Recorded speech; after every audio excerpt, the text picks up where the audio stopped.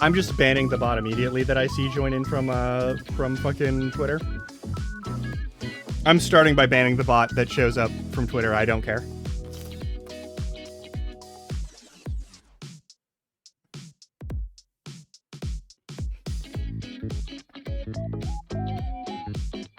Every time there's a new one that shows up, it's like, oh, I follow you on Twitter. You should follow me there and here and yada. And I'm not doing that. I'm not following a scammer. No interest in such activities. Anyway.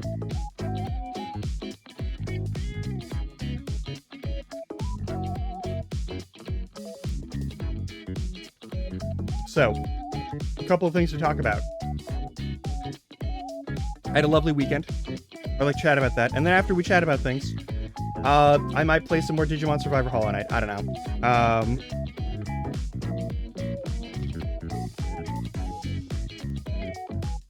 I really don't know, crew.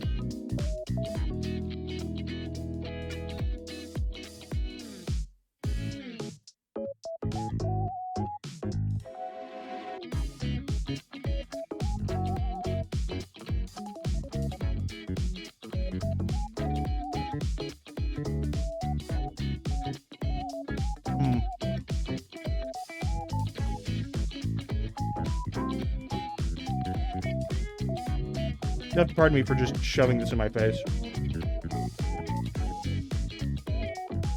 I didn't get to eat anything today. Until, like, right now.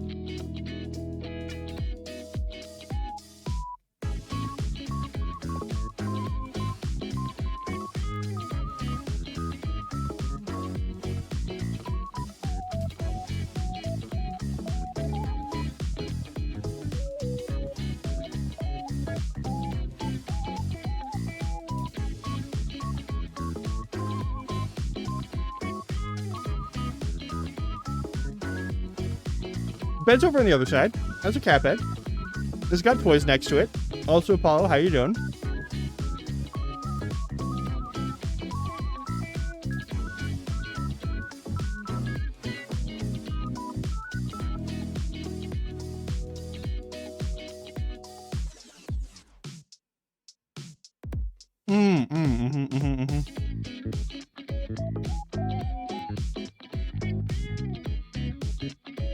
Well, I mean, this would be a living room, so it wouldn't make sense to have a bed in it.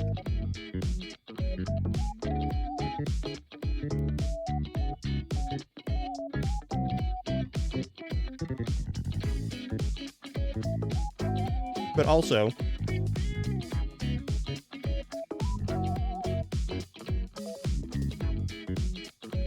some stuff happened over the last couple of weeks. I don't want to talk about it. Because I think it's good. And it'd be nice to, like, you know, enjoy this stuff. I got to hang out at a wedding on Saturday.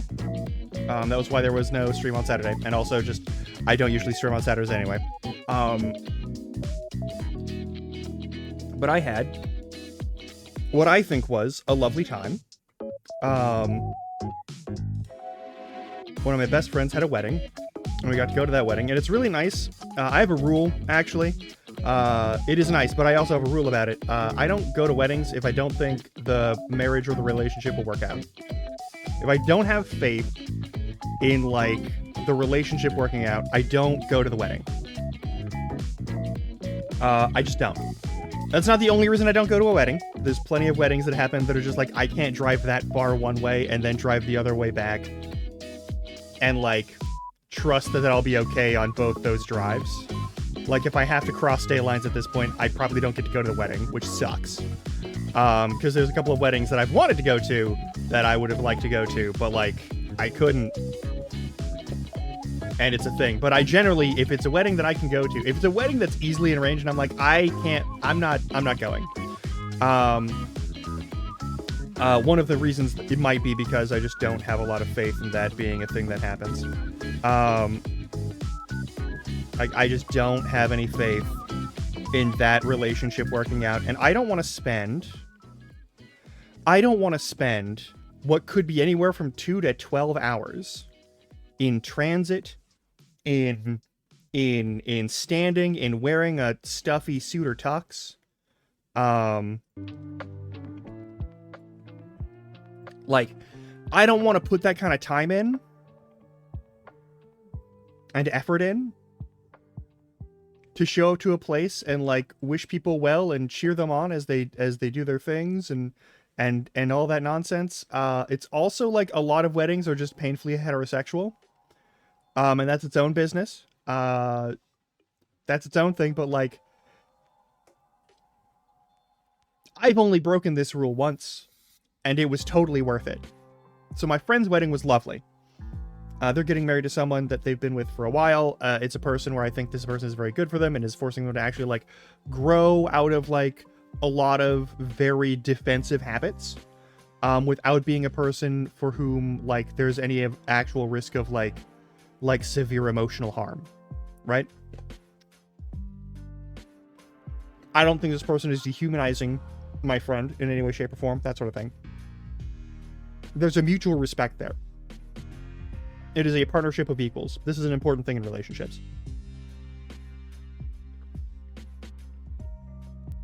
And moreover, this is a person for whom, like, I've seen the positive effects they've had on my friend. And they're significant. I think it's good.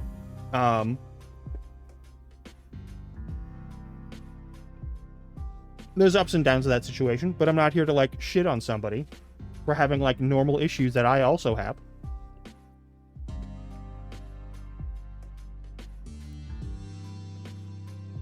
So Spouse Larkin and I went to the wedding. And it was an easy drive. It was an easy way up there to say hello. We got seated in the wrong section for a moment. But I will note,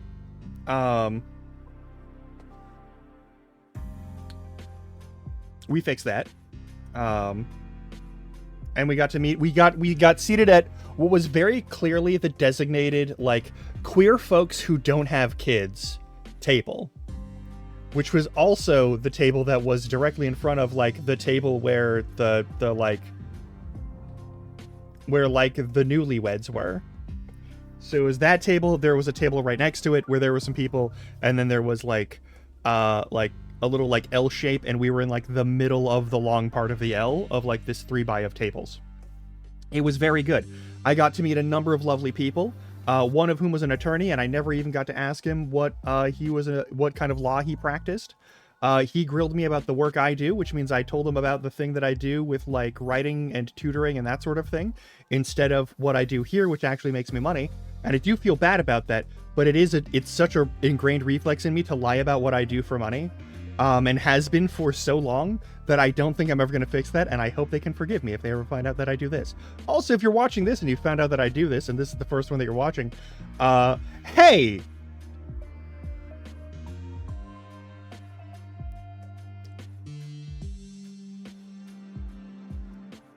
Sorry about that. Yeah, not the thing we think you should have kids, so we think you should sit with the kids table. This was a bunch of very queer adults. And we were all worried about who we were going to be sitting next to because we saw all of these very straight people in this room. Like there were like 8 people to a table, right? And like, I was concerned when I saw babies in the space because I know that's a thing. Okay, and I don't have anything against having babies in a public space. All right, there are some people who are like, oh, you shouldn't have your kids out. No, like that's a child that they're responsible for. That's a reasonable thing. Also, you should learn to deal with your discomfort around children. I am uncomfortable around children. That does not change the fact that I'm not going to be a piece of shit to children. Don't be a piece of shit to children. They're kids. This is their first time being alive, and it's their only time being alive and small. Don't make them don't give them a memory that they will have that only reflects negatively on them for the rest of their life. They didn't do anything to earn that. They didn't ask to be here. They don't have any control over their lives right now.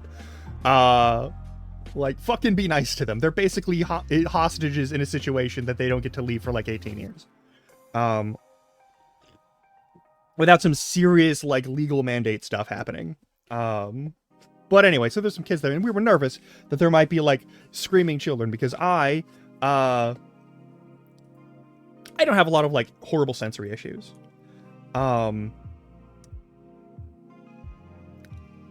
know Spouse Larkin does.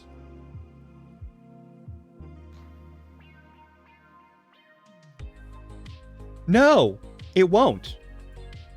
It will have the opposite effect. It will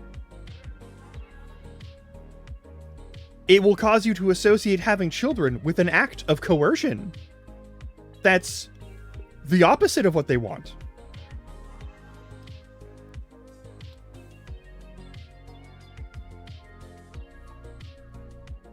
Also, thing to note, like,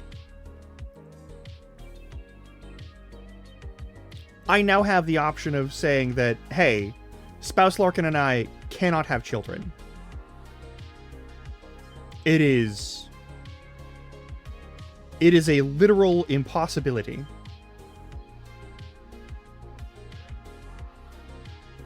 And I usually go with one of us lacks the necessary hardware and leave it at that.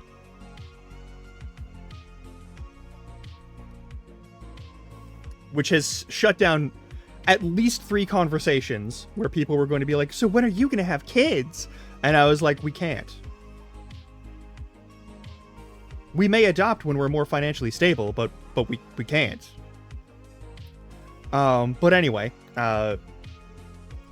so like, God.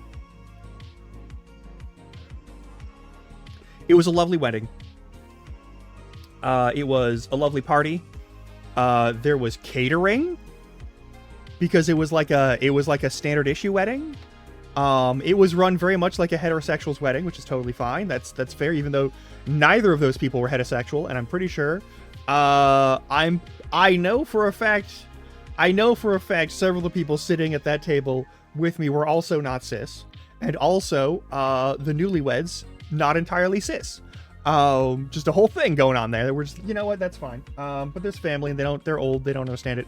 But my favorite part was because this is a friend that I've had since like 2012. And I and this person have been friends for a very, very long time. We've been very good friends, and we've been through a lot together. We've been there for each other through a lot of really tough stuff. And my friend's mom was there.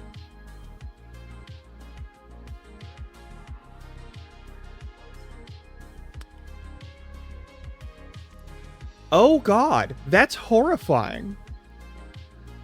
Wait, how old were you at that point? Like, were you being set at the table because you were under 18? Or were you, like, barely 18 or 19? And they were like, you're still a kid and you should learn the joy of having children. Both of those are deeply fucked.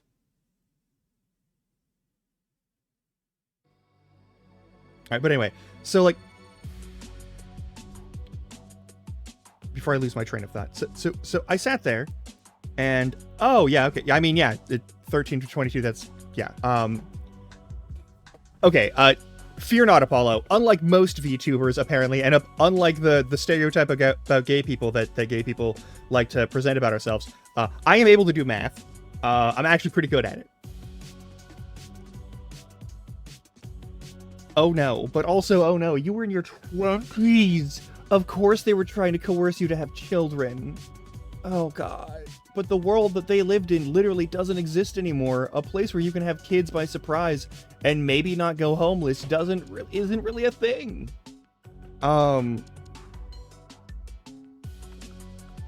Anyway, but yeah, no, had a lovely time there. There are a number of things that, but my friend's mom was like, because there were name cards all over all the tables, and we've had several moments where I almost got to meet my friend's family.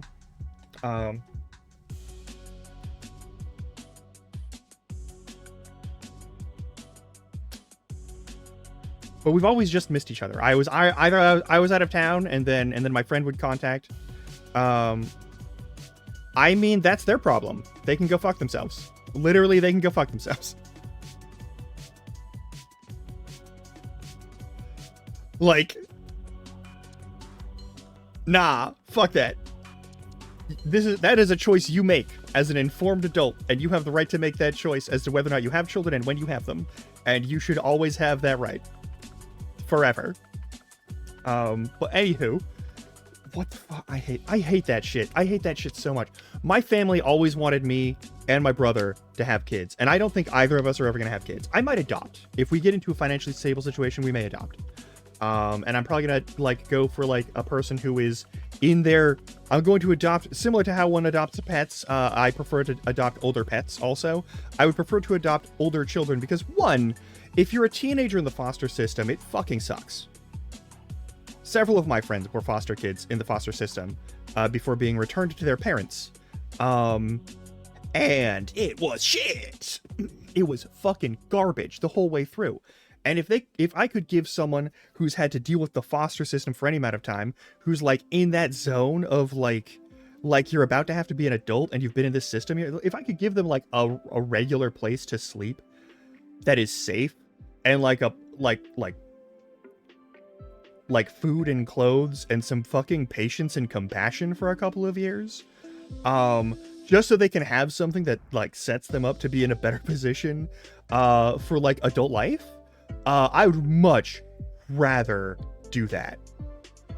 Oh yeah, I'm not even in a position where I could start considering any sort of thing like that. Like, I don't think Spouse Larkin and I are in that position at all right now. We're in a 1-bedroom fucking shoebox apartment.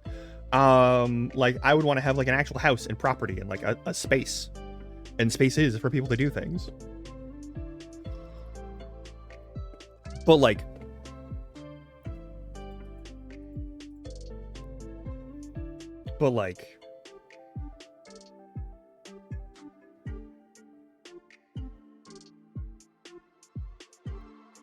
one, there's 2 ways I have a kid. All right? Right now. I help produce a child with another person, right? Which, asking someone to put their body and health at hazard for what could be lifelong complications doesn't sound great. All of my genetic factors lead toward mental illness and stuff. So that kid is gonna have...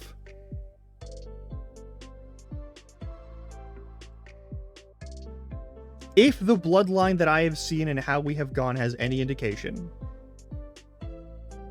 I would probably be a better parent than either of my parents. Just objectively. That doesn't change the fact that I would still be bad at being a parent. I would suck at being a parent. And I know that. I know that for a fact. Right? Like...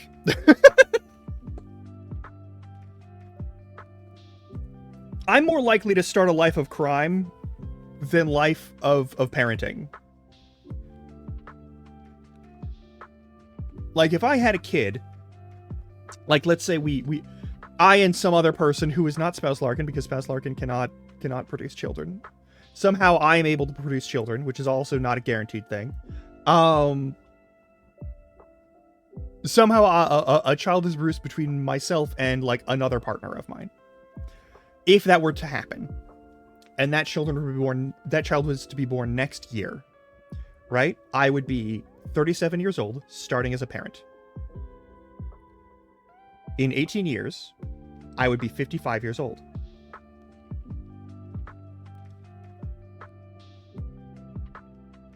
Which is pretty old for a parent.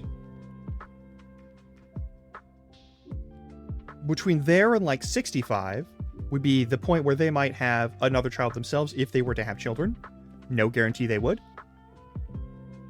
And no reason to assume that they should. And that would be an appropriate grandparent age. But I don't know 55. I don't know how I'd feel about being 55 and a parent. I don't know how I'd feel about being in my 50s and instead of like easing up on my shit, like trying to like relate to a child that's growing up in a very different world from the one I grew up in. You know, like I don't know if I would have the energy necessary to like do that kind of work for someone. I don't think I'd do a good job as a parent because I'm always tired. Yeah. Oh my god. Like,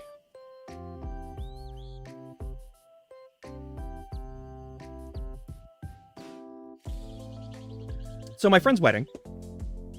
I gotta get back to the actual thing. So like, yeah, like raising children, getting relationships, these are like, those are very serious things to consider and care about, and they're important, but like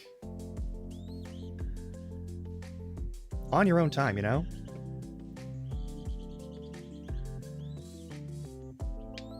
Yeah, like, I mean, never mind though, like the medical complications are going to be like that's just like a percentage.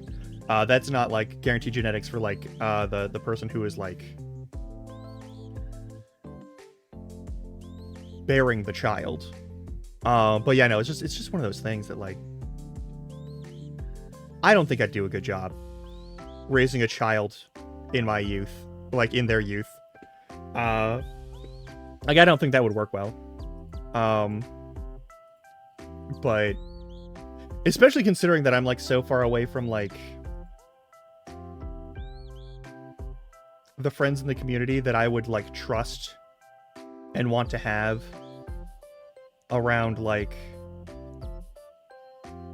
a child that I'm responsible for, you know? Oh yeah, nice. You were the deluxe child. All right. The giant larval human. I understand. But yeah, no, like, so at this wedding, there's a bunch of little children. And my friend is good at handling children, but the big thing for me was, like, my friend's mom has heard all about me. I am this sort of, like, strange ephemeral figure that showed up in my friend's life and for some reason is considered a huge, like, positive element in this person's life. I think they were really hoping that I would start dating my friend, which was not going to happen. That is not happening under any circumstances. We are not...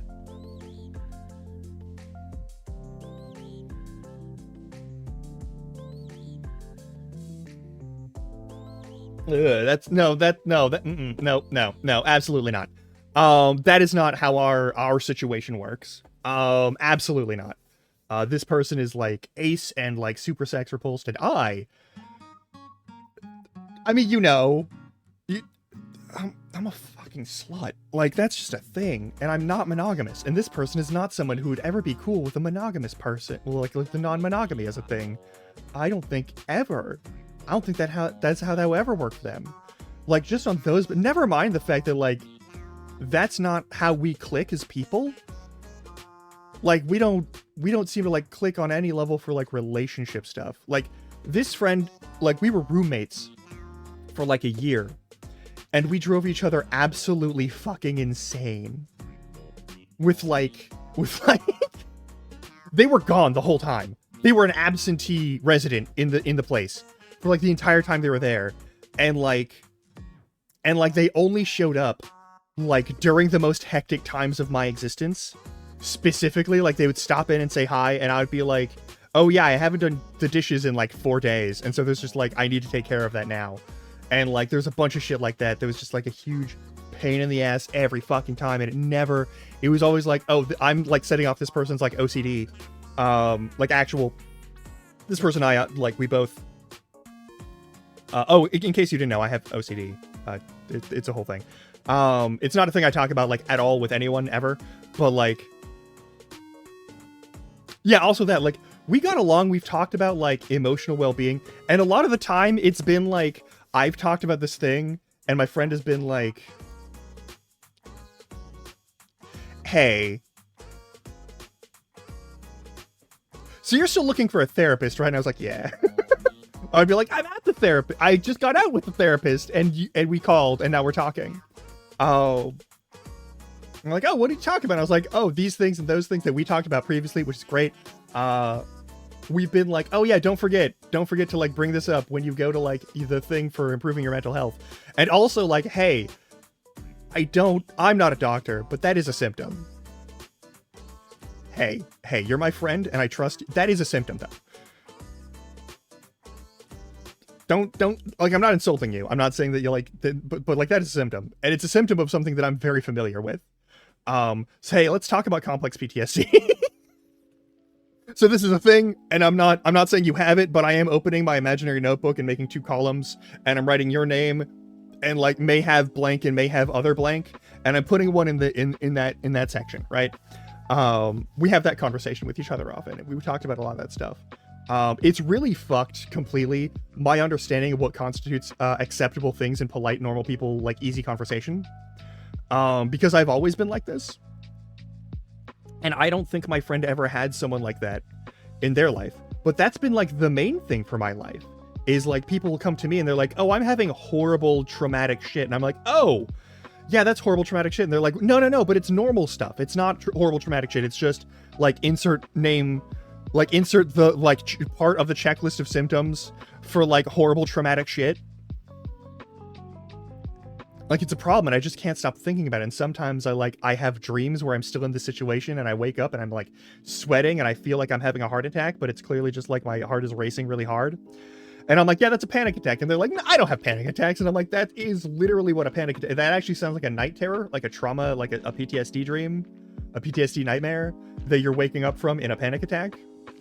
That sounds like a pretty cut and dry, like,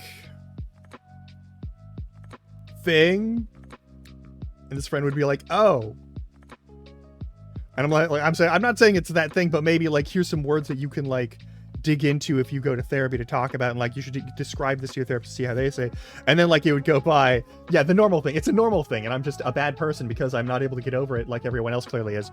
If you have a thing where you feel like you're bad at being a person, and like everyone else is just totally going through the same thing, obviously, but it's just you who is like you just suck at it, and you're not a bad person. You're almost certainly got some sort of the mental illness. Almost certainly. There are some things like choosing not to work on it and just sort of like sitting with it and letting it fester forever is not good for you. It's not an evil thing to do, but it's definitely like you're not doing yourself any favors. And you could do yourself a couple favors and like try to learn to like accept that that is a thing that is a part of your brain. Sure, Recane, you have no mental problems whatsoever. Even though you don't know who you are if you aren't so busy that you barely have time to pencil in a shit.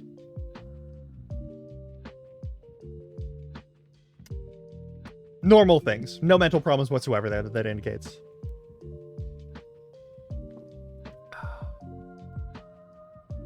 And like it gets results, don't get me wrong.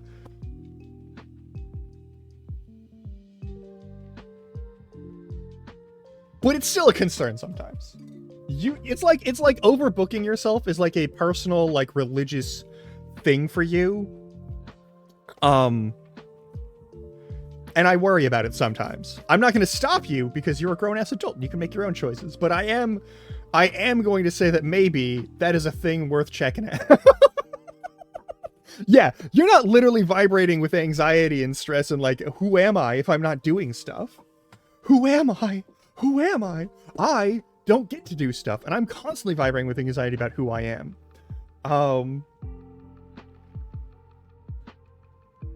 I'm what happens when chronic illness slams you in the face while you're in a workaholic phase.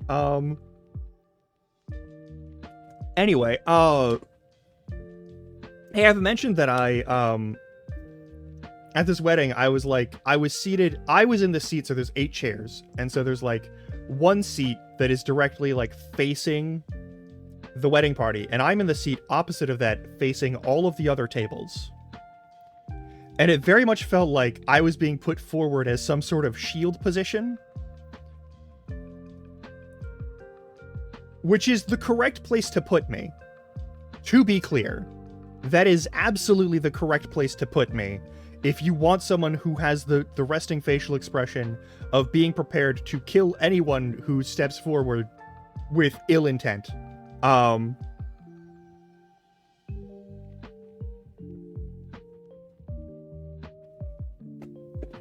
Buddy.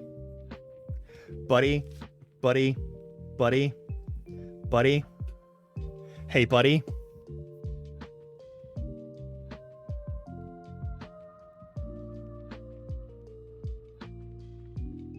I'm not enabling your workaholicism. Please enjoy chilling out here. Anyway, I know. I'm so proud of you, actually. I'm so proud of you to, like, actually let yourself, like, unwind from all the things you've done and had to do. And all the busy levels you've been at forever for, like, the last several years. Yeah.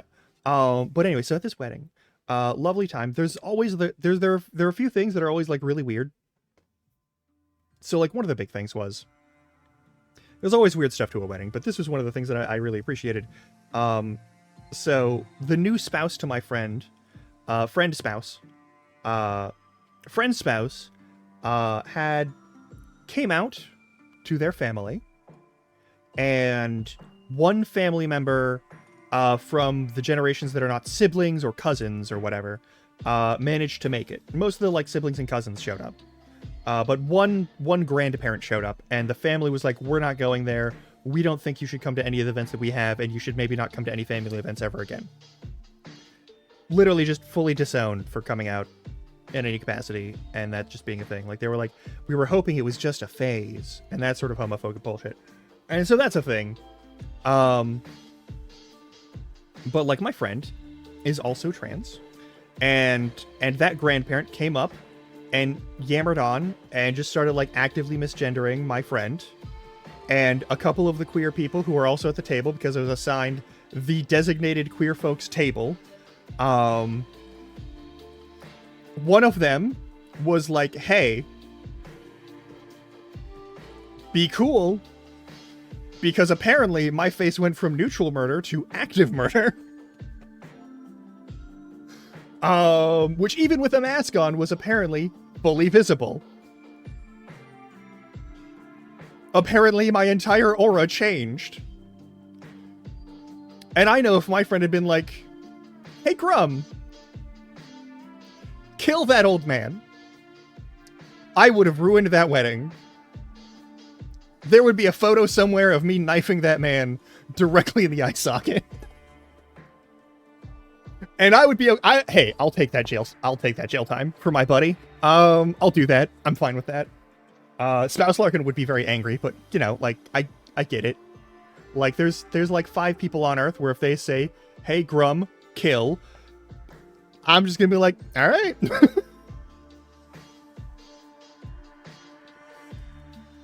But yeah, I went to active murder face. But also, okay, wind it back before that shit happened. Friend's mom, who's heard about me for years, and I've heard about her for years, and she's, like, really, she's cool. She's a lovely person. But, like, Spouse Larkin and I were the first people to, like, the first people that my friend came out to. And it was just like, oh, hey, welcome to the ship. Welcome aboard. To not being cis. I'm sorry that society is sort of built to, like, kill everyone in this umbrella right now. And it's probably only getting worse, but, like, welcome aboard, and, like, we got each other's backs. And it's been great. But this person was like, oh, wait. So who are you? How do you know friend? How do you know my child? And I was like, oh, we've been friends for years. I've known them since like college. And then they were like, are you Grum? And then like did like a happy dance as soon as I was like, yeah, I'm Grum. And she like hugged me, which was weird. And then she like came back and hugged me again. And she was like, hey, thank you. Thank you so much. And she was like holding back tears, which was really wild. Cause like, I know that I've been one of the people that has sort of, I have been a consistent positive presence in this person's life, and they've really needed one. And I've been more than happy to be that for this person, because they are also that for me. I'm really lucky that way. I have a lot of people, who are just that sort of thing for me, and it's nice. And I didn't realize that my friend and their mom have had such a good relationship, but was like in like some like quick note tones of like, oh yeah, you're this person, you're this person, and like it was like, oh, you need to go, I need to like bring the rest of the family over here. And I was like, it's fine, we're about to do a bunch of, the wedding is happening, like it's okay if I don't meet every single person. I still haven't gotten to meet the friend's siblings, which is kind of funny. But yeah, a couple weird things, because there were no family members who were not like siblings and cousins. There's usually like the parent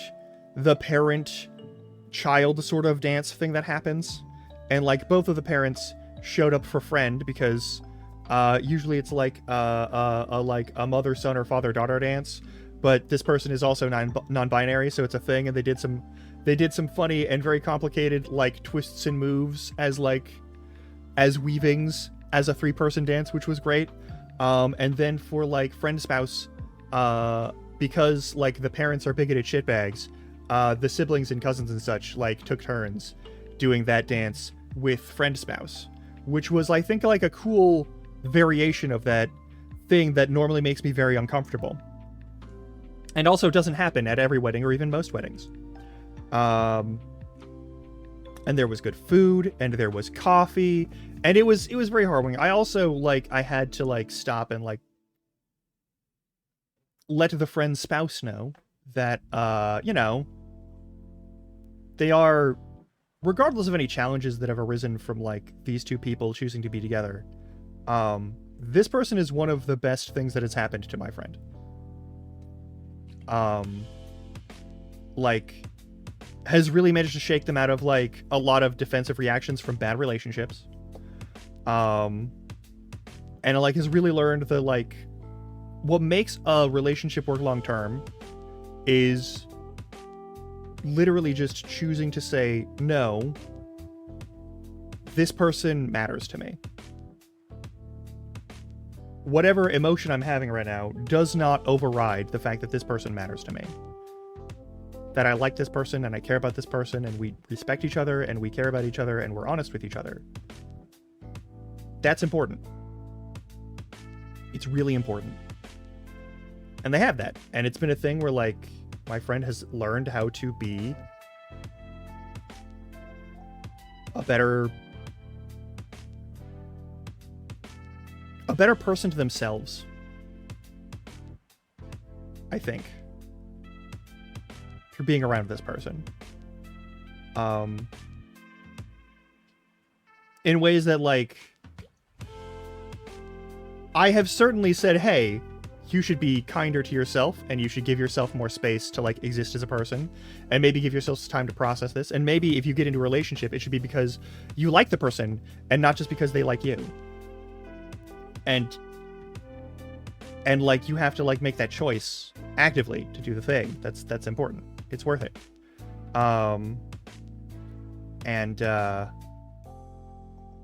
It was real good. Also, Spouse Larkin got to chat with a bunch of people who are into like Stitchcraft and other fiber arts things, and is now in a Discord server for what I believe is being referred to as a Stitch and Bitch, which is fantastic. Love that for her. I am, for obvious reasons due to the nature of my Discord account, probably not going to join that Discord channel. I don't think they need to know what I do here, and the fact that all of my money is made here. I don't think that's an important thing for them to have to like learn about me.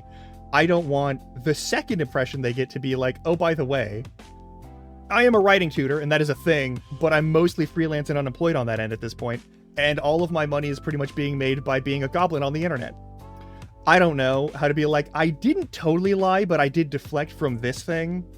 But also, I'm in a weird niche of entertainment. I don't know how to explain this to people who don't regularly do this sort of thing.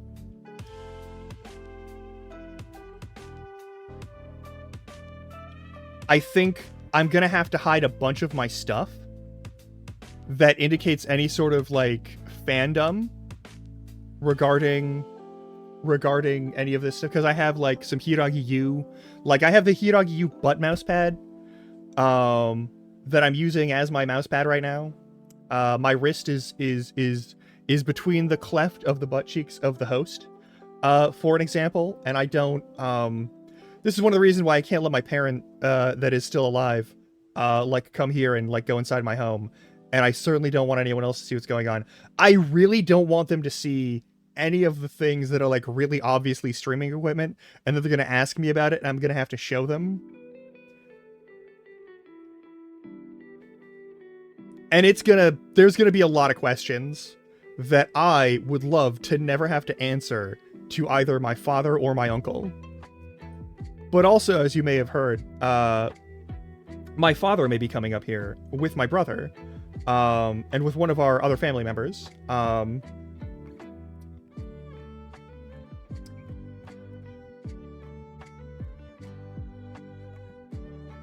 And it's either going to be the spouse of, it's going to be the husband of my aunt, or it's going to be my uncle, who are going to come here probably at the end of the month near Halloween, which is a problem because I have shit to do on Halloween.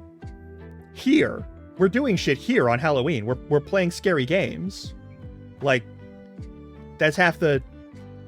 I'm gonna do a Halloween thing. Like I wanna do it's a Friday.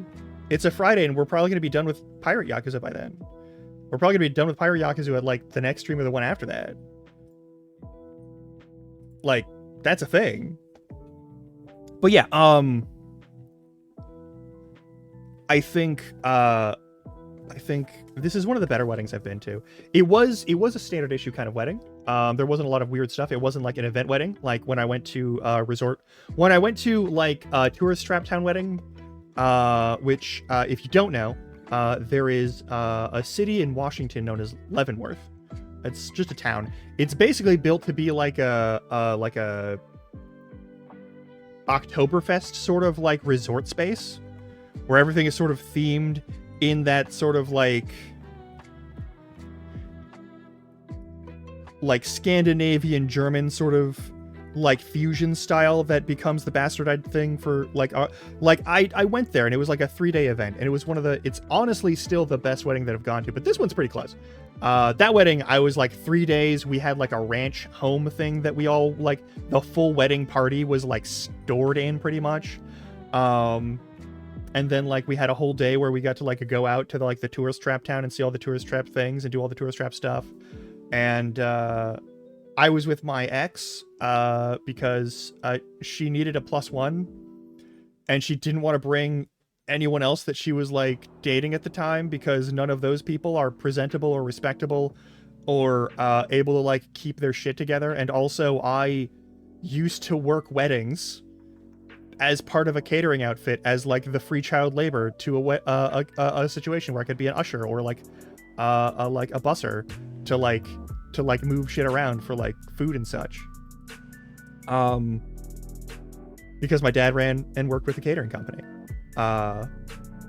He's the manager, not the owner. It's a whole thing. But I've been to a lot of weddings. It's also why I don't go to weddings where I don't think it's gonna. If I don't think it's gonna work out, if I don't have faith that the people are actually gonna like work out together, I like as spouses, I don't go. I just don't go. I'm not going. I'm still bummed about the fact that I'm still bummed about the fact that I didn't get to go to Papa Shrone's wedding. I'm very sad about that, actually. I completely understand why I wasn't invited.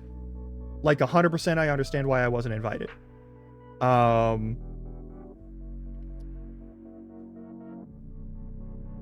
it still bums me out a bit. But there's been some really bad weddings. There's the wedding that, oh yeah, Recan and I went to a wedding for a couple of our friends. And I'm gonna use the phrase friends in a generous fashion. I think I still get along with them a little bit. I understand if you don't, but that one, here's a thing. If you're gonna have a wedding, don't let the speeches be open mic. Don't do that. Because that was the number one thing that ruined that entire... Like, for me, the number one thing that ruined... Yeah, you heard my... Yeah, you heard your name. Remember the wedding that you and I went to? The pirate-themed one? With the people who are sort of friend or friend adjacent to us? Yeah, that one. Where the speeches were open mic, and people were already, like, sauced to shit before they started their speeches. And we all just wanted to leave immediately, because it was very uncomfortable. But, like, these are like people that they're like classmates and colleagues and stuff. That was a wild fucking situation. I don't know why I was specifically invited. I think I was invited out of a feeling of like necessity. I also hate that one time I was invited to a party by one of those people. And I went to that party, and it was a party at their house with like the mom of the person who invited me. That's her house, and she was also the landlord for my home for like 7 years, because I lived there for like 7 years. And like, it's weird to be on good terms with a landlord and then watch that landlord slowly turn into a landlord more and more. But also at that party, I went with our mutual friend Magris, Dr. Magris, and I was almost charming 5 different times, and then I froze because I was like, I don't know if I'm allowed to flirt with this person. And I didn't flirt with that person anymore, and I changed my answer very quickly, and then I got out of that conversation as quickly as possible, and I've never forgiven myself for it. Because there was this very cute lady, and she was like very like on it and like very on point with like she was like keeping up and like throwing jokes out, and she was funny as hell, and she was so goddamn pretty. And I was like, there's a thing I do where I read people and I gauge their ability to react to things. And one of the things that I do is I have to read people all the time in every room and building that I'm in. It is a thing that I do because, as I've stated before, this is a thing that my family has like burned into my brain, and it will never leave. And I noticed 3 things about this person. Not only was she really pretty and really fun, and making good jokes, but also when there was like a weird thing that she would like, that if someone said a joke and it wasn't like an obvious one, like, of the group, she would, like, be the first to catch it and laugh.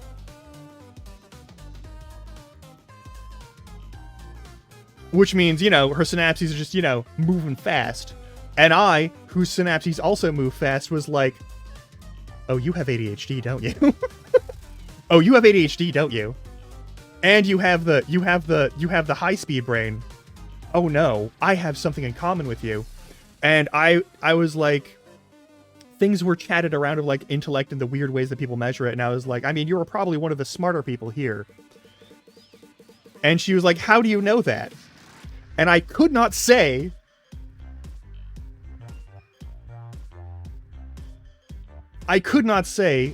Well, you're getting the jokes faster than anyone else in this entire circle of people, because that would be the correct thing to say. And like, that shows that like your brain is working literally faster than anyone, including me. And so I said, because you got the good fast twitch. And she was like, so I'm twitchy? And I was like, that's not, you know what, I'm just gonna leave. I was like, that's not what I'm going for, but I kinda, yeah. And she was like, I have no idea. She was like very confused. She wasn't offended, but she was like very confused. And I was like, I should take my leave of this conversation, because I don't know how to be like, hey, you're the fastest brain in this room, and it really shows, and it's not close. And like, I'm sitting right next to a man who's getting his PhD.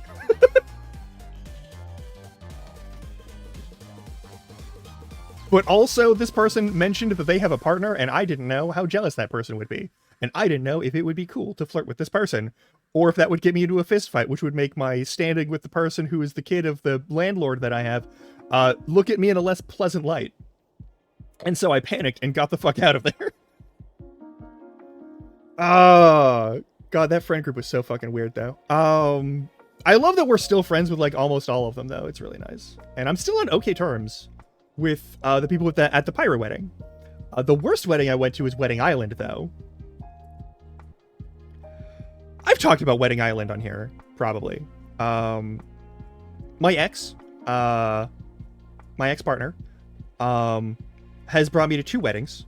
And the first wedding was because she was like, it's my friend's brother's wedding. And my other friend, who used to date the brother that's actually my friend, and their exes, was disinvited from it. Was not invited, not welcome to show up to the thing. And so would you go? And I was like, okay. And she was like, it is on. We have to take a ferry to go to the island where this wedding is. So it's Wedding Island. And so I drove us up there. We got on the ferry. We took care of all that shit. It was great. It was fine. The drive up there was great.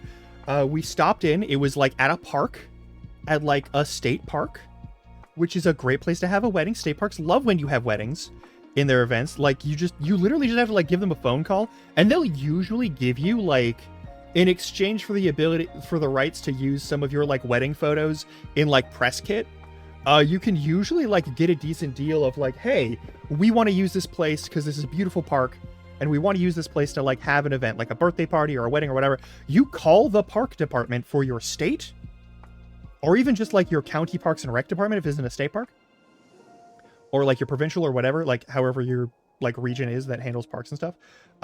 You go there, you call them, you talk to them. They'll be like, cool. What day are you planning? And then you like let them know, here are the days that we're going to do this. They'll let you know, hey, we're having like an educational event there that day, so maybe don't go there. Or like, oh, we're going to have to close that area for a certain maintenance during these times. So if you want to like aim for like this date period before or after, then we will keep in touch with you. And they will most of the time, which is really cool. If you have public parks, you can and should use them for event venues. They're great. And also way cheaper because the price is free most of the time. I got to find out as we drove up there and we were waiting for like any sort of event to commence. A bunch of people were here, and I was told that it was a Hobbit style and Hobbit themed wedding. Lord of the Rings, Fellowship of the Ring, but mostly the Hobbit themed wedding. So you should dress like they do at Bilbo's party. Right? So I did. But I dressed like more with like a waistcoat that was appropriate for the task, which had a good pattern on it and that sort of thing. And I went with my ex-partner to this wedding. I was not informed that it was a dry wedding. I was also not informed that it was a potluck until we got to the island, and then we made lemonade. And I made vodka lemonade and put it in my canteen, and that was my personal vodka lemonade because I was also told this would be a dry wedding. And I don't trust dry weddings. I'm going to tell you this right now.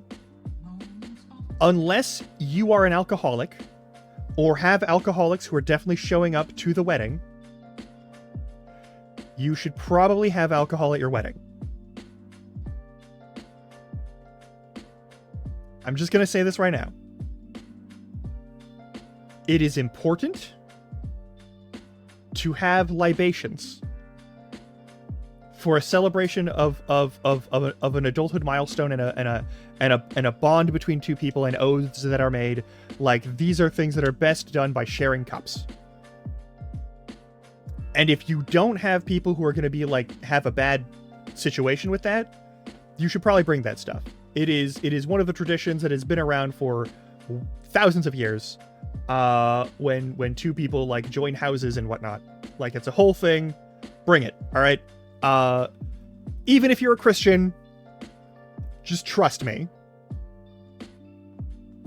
I've never been to a dry wedding where the wedding worked out. And I've been to like 4 or 5 of them. And that's anecdotal, but it is like it's a thing. Wedding Island was a dry wedding. It was a potluck, and people, it was pretty clear, had gone to the grocery store that is on the island and like picked up some stuff and brought it there. And that was like, I was concerned because there was like supermarket sushi or maybe gas station sushi that was part of the food. And so we brought a pitcher of lemonade, fresh, actual, real life lemonade, for people to enjoy. No one drank it but us. We took it with us when we left, and we left kind of early because there was still stuff happening. But so many things went wrong at Wedding Island, and I will never forget how bad it was. I think after the ad break, I'm going to tell the full story of Wedding Island. But we're about to hit the ad break, and I'm going to let it do its thing. As always, we have an hour of no ads, and the price for that is 3 minutes of ads per the hour. It's actually like 56 to 57 minutes of actual guaranteed no ads time. But yeah. So I'll see y'all in a little bit. Stretch your legs. Get some water. Get some snacks if you gotta. I'm leaving the game shops on. I'll see you in a little bit.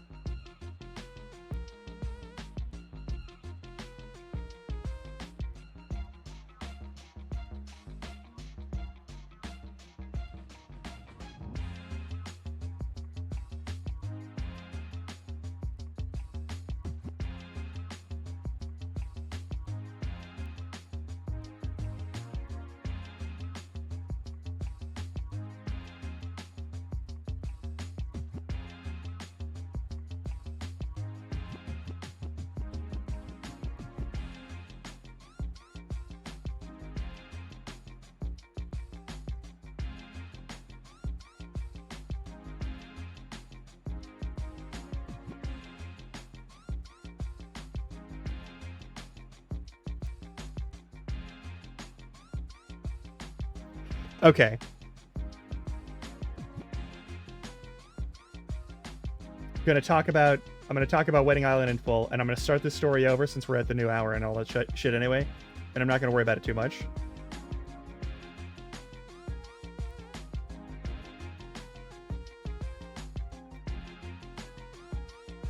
So let me set the stage here. The wedding I went to this weekend, wonderful, lovely, a delight, a joy. I knew both of the people there. I got to meet a bunch of people that I'd heard wonderful stories about. I got to make some friends. Thomas Larkin got to make some new friends. It was a wonderful time. The worst wedding I've been to, though, by a country mile, and also just reaffirming why I don't go to weddings on my own if I'm the one invited, and I don't think the couple's going to work out. And this has never been affirmed as hard as it was when I went to Wedding Island. Wedding Island, I had to take a ferry to get there, and this was with my ex-partner at the time. Well, my now ex-partner, my current partner at the time. Where we had to go to a wedding, and it was a wedding on the island, and it was a wedding on the island in a park, and parks are great to have weddings, as I've just said, because of course weddings at public parks, when you talk to like the city that runs the park, or if it's a state park like the parks department, like if you talk with these people, they love having you show up for events, especially if you're more than happy to like clean up your own trash and take care of that sort of thing, and not force them to do that like some sort of asshole. So like that's pack out your trash, that sort of thing. Be good about it, be cool about it, be chill about it, have fun.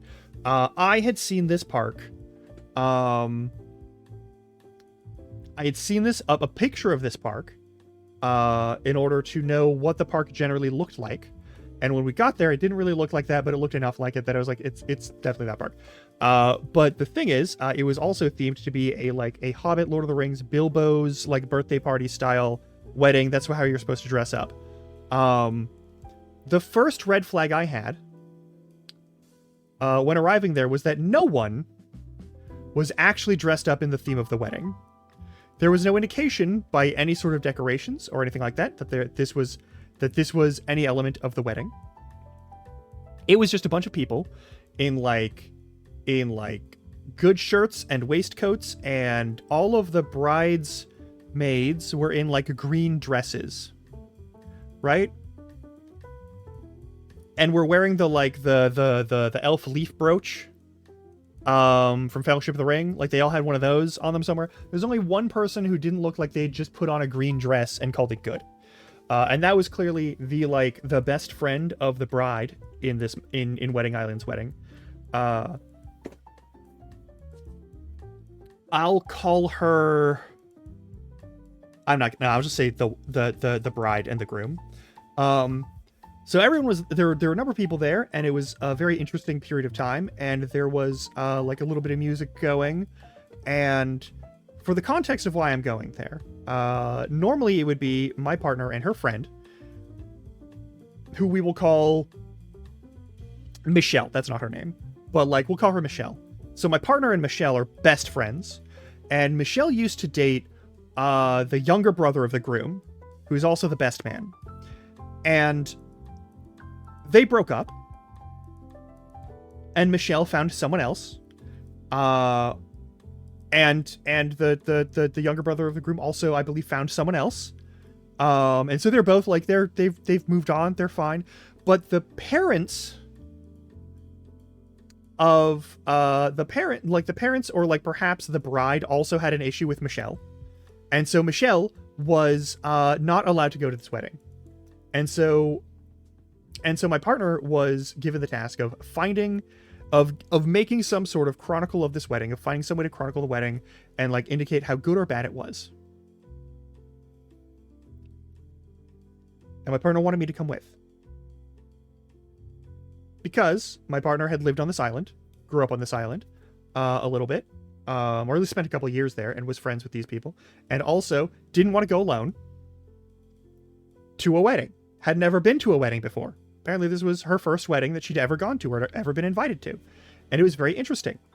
So we went and we took the ferry to get there, and it was lovely. The ferry was fascinating. I've never been on a ferry before. Been on all kinds of other boats, never been on a ferry before. It was a new experience. I got to hang out in like a walkway space, and then like went back into the It's cool that there's boats that you can drive your car on. I'm just gonna say, I love living in the future. and it worked real good. And we drove in and we parked at the park where we were supposed to be after we stopped in at my partner's like her mom's house, I believe, and picked up the lemonade that we were going to bring because it was a potluck wedding.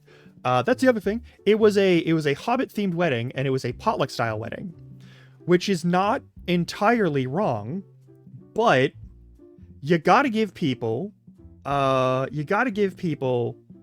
like a standard, or they're going to do what they did here, which is they showed up after buying like sandwich wraps and that sort of thing from like the local like deli or supermarket or grocery store or whatever, and then bringing it over. And so there was like gas station style, supermarket style sushi, and there was like these like in the big plastic container like party platters of things. And then there was our like lemonade, which was actually good. And then I had my like canteen of vodka lemonade because I wasn't going to go to a dry wedding by my own volition if it wasn't because like people had a good reason not to like have alcohol there. But like, so I was sipping on this vodka lemonade, which was fine and lovely and delightful, and passing it between myself and my partner at the time. And we sat down at the place for the wedding, and nothing looked Hobbit themed. Nothing looked Lord of the Rings themed, other than the bridesmaids who had their green dresses, I guess, and had the like pin. None of the party who were in like the groomsmen or like the best man, none of those people were like dressed in that fashion. In fact, they weren't even wearing, they were all like wearing different colors of Converse, which if you're going to go against the standards of a wedding, that's fine, but you're not even going to like follow the rest of the standards of anything. I feel like they just didn't want to put on dress shoes because they're fucking cowards. So I'm dressed in a thing that could subtly be considered a nod to like The Hobbit, but mostly just like a nice shirt, pants, and waistcoat, you know? And we're sitting. The ceremony starts. The ceremony is like, it's this person who clearly just got a certification to be ordained by some capacity so that they could like officiate this wedding. Because you can just do that. You can just file a thing and get a form and become a formal officiant for weddings, which is pretty good. And they did the wedding, and of course there's the exchanging of vows, and the vows were the first big red flag. Because like people were like, there were people of various ages, and there were a few kids there. A couple of people I was talking with were like the kinds of nerds that would talk about Half-Life 3 as if it was everything that was going to happen. And talked about like the weird derby where you like the race across the United States where you pick up a shitty car that's probably like totaled, and then you have $500 to like refurbish it, and then you drive it across, and whoever gets to the other side of the country wins, sort of thing. There's that, and also like a demolition derby that is under the same sort of thing, and so they were talking about that sort of stuff. And I didn't have anything to do with that conversation, so I didn't. But I hung out and I asked some questions, and I think I did okay with that. In terms of like not making it sound like I was so fucking bored by what they were saying that I would rather just like get into a fist fight to make something interesting happen. And I'm glad I did not do that. I do have one regret about that, but we'll get to it later. So we're in the seats, the benches at the park that are all set up to be like a wedding situation, right? And they have the ceremony. And in the ceremony, they have vows, and their vows don't promise anything. The bride's vows are all about like establishing her nerd cred, and had nothing to do with like a life that they would want to live together. The wedding I just went to this weekend, the first thing said, hey, an actual oath, an actual vow to uphold elements of the relationships. Like, I will choose you. I will be here in sickness and in health. Like I will be here as I have been for the good times and the bad. Because that is life, and that is what it means to share a life, right? None of that was in either of their things. I don't remember the groom's vows at all. All I know is everything that he said seemed very carefully calculated to not promise anything, while also talking about enjoying the relationship. And it did seem very hollow and very half-hearted, and these two sets of vows were a pair of huge red flags for me, and those were fulfilled throughout the entirety of the thing. So after they have this ceremony and we're allowed to mingle as people do their wedding photos, the problem was all of the wedding party is supposed to be there for the wedding photos. So you're supposed to mingle with the people. You go to your tables, but there are no tables because we're at a public park, and there's benches. There's like picnic benches, and they've moved them all into like a single long table, right? There's 2 long tables, but there's a single long table where everyone sits. There's a table far off where there's a bunch of like toys and activity things. So like darts and like board games for some fucking reason. Like we're gonna play board games in a park where none of the tables are like flat. And they didn't move any of those things or try to make any of the tables flat. And there was like a fucking like scavenger hunt thing where you could find all these things supposedly. I didn't look at any of it. I didn't care. I didn't give a shit. And I ended up sitting across from a very gay gentleman who was very tall and quite handsome. And I flirted with him a little bit casually. And people getting pulled away and that sort of thing. And like while we were waiting and everyone kept coming back because none of the wedding party seemed to understand that you have to stay there to get your pictures taken. The 2 people who were in costume, by the way, the only 2 people who were in any sort of actual cosplay or costumery that fit the Lord of the Rings, like Bilbo's birthday sort of like stuff, right, was the photographer. The photographer dressed in the nice attire of a hobbit, and some lady with a kid who had put on full fucking like Ren Fair style costume and ears and shit.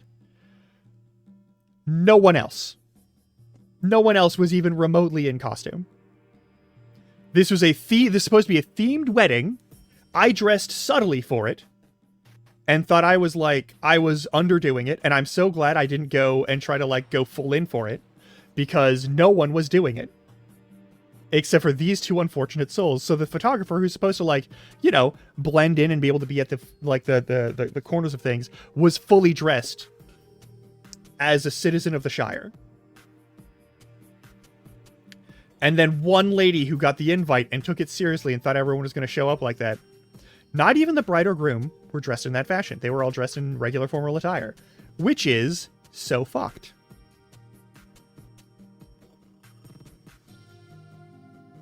And I was like, okay, that's weird.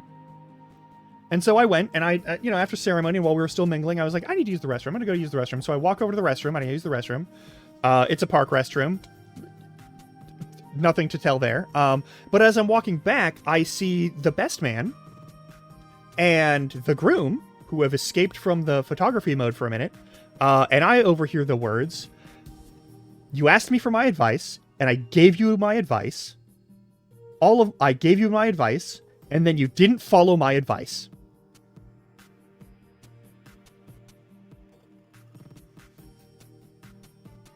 In a very harsh, very stern, very serious... This is from the best man to the groom. And then the best man, as I'm walking up along these bushes, sees me walking up and shuts the fuck up. And there's like 3 or 4 people in that space. And I walk by and I'm like, hey, what's up? Also not great is when we first got there and I came to the event, everyone was dressed in like a really nice, they had this really cool floral pattern on their waistcoats. And I had a similar one, but it wasn't quite the same and it wasn't nearly as fancy. Because I had a cheaper waistcoat and I didn't care to bring a better one because I don't want to get like food on it. When I first showed up, there was a guy there, and I was like, yeah, I don't really know anyone here. And he's like, yeah, don't worry. It's sort of like just treat it like a shift in at like a restaurant. Just like, you'll just gotta like grit your teeth, bear it, and it'll be fine. And that was apparently the groom. These are the first words I spoke with this man. Never met him before, haven't met him since. And it was awkward. And hearing, you asked for my advice, and I gave you my advice, and you didn't listen to my advice. And at this point, the sentence stops dead. Like, he started to say other words, and I could imagine what those words might be, but all I clearly remember is that statement to the groom, and then the groom sees me, and I'm like, I have a very clear picture of what this sort of wedding is. All right. Why are they getting married? This is my goal now, to learn why the fuck these two are getting married, and I never find out. So here's the deal. We're hanging out. It takes forever for anyone to get pulled through. Finally, the younger brother of the groom starts, like, emceeing the situation, even though he is part of the bridal party and should be doing, like, photo stuff. Someone needs to get things moving because reasons. I think he just really didn't want to be there anymore. And so, like, he and the maid of honor sing Santeria with a ukulele, and the maid of honor has a beautiful singing voice, and that's a whole thing. And people have some, and those two are the only two that really, like, give any memorable speeches, and they're both memorable because they're very concerning. So the first one to give a speech is the maid of honor. Once people get back and the bridal party is finally done getting their fucking photos taken, it takes an hour for that to happen. By the way, it's like more like 45 minutes. And part of the reason why it takes so long is also 20 minutes into it, well, we're all parked there, I see an SUV with very official, like, markings on it for the park service. Drive on up. And they show up, and it's jam-packed with cars. And they're like, what the fuck is going on here? And so the groom, the first reason the groom has to leave, and probably the reason that he was able to get cornered by the best man, was he had to explain that they're having a wedding here. And they're like, okay, all of these people need to buy, like, parking. So we had to pay for the ferry there and back, and also for parking. Not only did we all have to bring our own food to what should have been a celebration, not only was no booze allowed in the celebration, not only were we the only people who brought any kind of beverage, really, other than water bottles to the thing, and, like, some sodas that were in an ice chest that ran out pretty quick, despite the fact that no one touched our fucking lemonade. Anyway, but, like, this is the most bare bones unfortunate situation that I've ever seen a wedding in. I've seen a lot. And so now I go, and I'm fine with that. It's like $5-10 at most to get parking. And anyone who is in the wedding party has to pay their own parking now at the park. If you contact the park, you can usually get free parking for that day. You can make sure that, like, you can set up a thing, and you can, like, you can either get a discount and, like, pay for everybody's parking and, like, just rent out the whole lot basically for your event time. For, like, a cheaper price than each person individually buying the parking, like we had to do. And, or they'll just, like, they'll give you a free pass on that for the day. Because sometimes they'll be able to, like, make a free day happen. And they'll do that in exchange for, like, having photos and video maybe of your event. If that's cool. And you can usually work that out with them. It's a thing. Parks love having free press of, like, hey, state and federal budget. Our park is a place where people like to have events, where the community and like, people like to, like, do things. You should give us more money so that we can maintain it. See all these people who are having weddings and great stuff and doing wonderful things and engaging with society at our park, and are like, the lives are being enriched by our park. This is a community pillar space. You should give us money for that, right? Yeah. We can do things here. We got you revenue. We got you more revenue. You should give us other money so that we can, like, make this space look, like, fancier, so more people will hire it out, and then we can actually do, you know, like, we could do it. They didn't do any of that. No one called the park service. They were like, oh, a bunch of people showed up and they're gonna, like, vandalize the place. And they were informed that they have to clean up their stuff and clean up everything. That's fine. Also, when we first arrived, we had to sign the guest book. I loved getting to sign it, and, like, there was a photo of just me. There was a photo of my partner and me, but there's also just a photo of just me in their fucking wedding album. Wishing them the best of luck in the future. And I said, I wish you the best of luck in your future. That was my quote in the wedding album. And there's a photo of me, someone they've never seen before or since, in their wedding album. Not that it matters, because I'm pretty sure, well, I'll get to that, but, like, so when finally all of this nonsense is sorted and all the other nonsense is sorted and the photography is done, we start doing the usual event stuff. We have, like, the speeches. And the first speech was from the maid of honor, and her speech was like, hey, so this is my best friend, and then like a couple years ago, she just fucking disappeared from my life and basically cut me out of it entirely. And I only found out like a couple months ago that she was getting married to this guy. But hey, that's great. And I'm so glad, and I have my friend back, and everything's fine. And basically like was being very nice about the fact that she was like ditched and then had all of the work of planning this wedding thrust upon her without any other help from the bride or groom.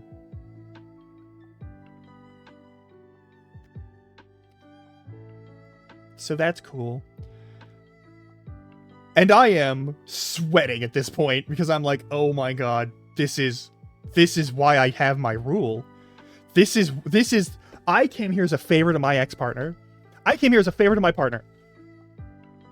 Wasn't my ex at the time. I came here as a favorite as a favor to my partner, as her plus one, because I know how weddings work. And she was looking at me like, is this how weddings are? And I was like, no. No, it's not. People were encouraged to dance. No one danced. The best man speech was basically, well, you know, they've been dating for so long, it seems like it was just about time that they had to get married. You know? It was either that or break up, right? As a joke, but I don't think it was a joke. And then they had the bride and bride's father dance. And then the mother of the groom, the mother son dance. They were like, we don't need to do that. And then they decided to stunt on them because apparently everyone in that family is trained to do like West Coast swing dance. Because that's apparently like a family tradition. And it is at this point that my partner says, hey, so like the parents of the groom are here. I was surprised by that because and the parents of the groom are not dressed up. They are in like t-shirt and jeans and like a sundress situation, which is nice, but like they're not dressed for a wedding at all. They're not here for the wedding. They're here because their son has asked them to be here, and they don't want to be here, and they don't want this to go under and go in place. And I am told that this family is renowned across the island for hosting amazing parties. Like huge, lavish, wonderful events, great food, great music, great atmosphere, great everything, great activities, and that these two are here and refusing to lift a single finger. They are unwilling to be a part of any photos. They don't want anything to do with it. They're just here because they are required to be here.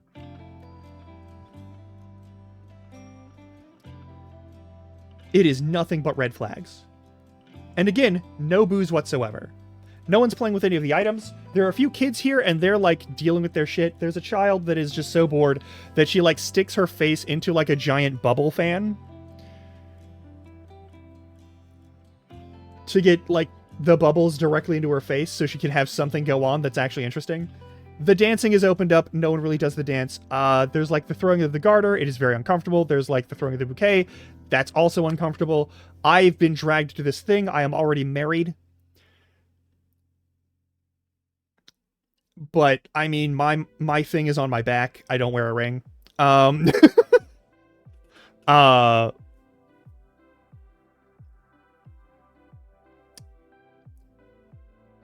It's very awkward. My partner is forced to go for the bouquet throwing. It's unpleasant. And after a little while, I noticed that there's this one table that has a bunch of photos on it. And I go over and I look. And it's photos of all the people who didn't make it there. Either because they died, or because it was too far away. And I don't know if it was all dead people or anything else, but it was just a little card table set up with a bunch of things on it.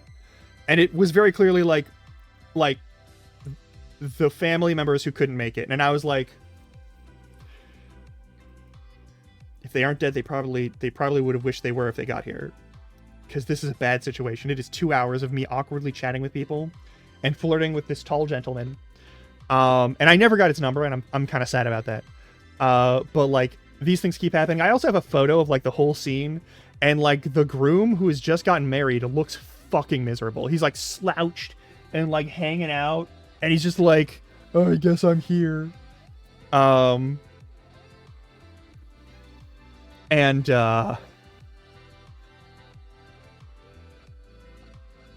It doesn't get better. Hey, Thank you. I'll drink some hydrate water. now. So like, What's we're wrong there with and we're you? looking at this very uncomfortable wedding, and it gets to the point where I can finally safely say, "Hey, I'm ready to go if you are, because I'd like to take a ferry out and I don't want to stay the night here under any circumstances." Howdy, howdy. Also, welcome on. Let me just wheel my fucking chair back. I threw my chair too far back this time around. So we've got that. Now,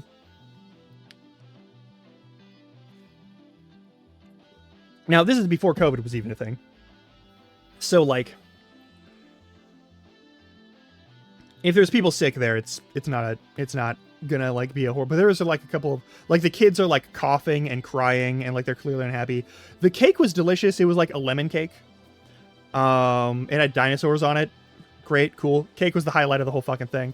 Delicious cake, lovely cake. But the lack of any actual like toasts or anything like that, very disconcerting. So like, we get out of there. We go regroup back at my partner's mom's house. It's a lovely place. And I'm like, hey, so why the fuck are they getting married? Like, as the younger brother of the groom noted, they got there. It was either get married or breaking up. Why didn't they break up? That seems like the thing that both of them probably actually wanted to do. And now it's way messier. And then my partner's mom is like, what if she's pregnant?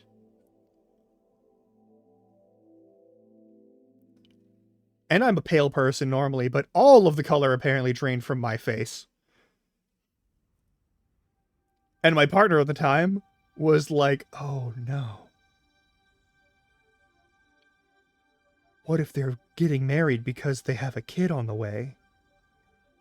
Oh God, what if that's why there wasn't any alcohol at the wedding?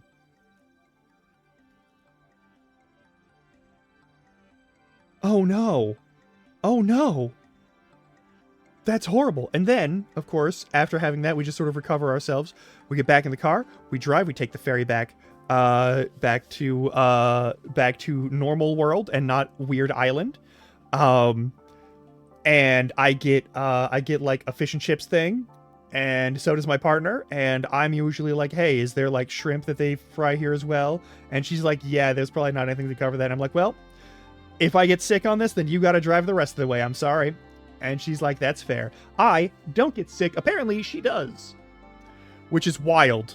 Weird thing to happen, to get like any sort of bad food interaction. So that's a weird thing.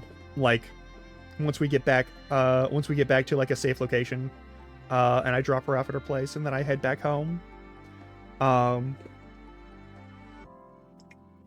it's just, I do stay the night in not the fucking wedding island zone, because I don't want to be on the same island as them whenever someone commits a murder. I don't want to be anywhere near that. And so to make up for that, I am also my partner's +1 to a wedding in Leavenworth, which is this, I just talked about it at the start of the stream. It's just like a resort place, and it's lovely. And that's the best wedding I've ever seen. And I have my rule where I don't go to weddings if I don't think it'll work out. And that's the one time I went to a wedding that I didn't think would work out, and it was as a favor to a partner, who is now my ex. And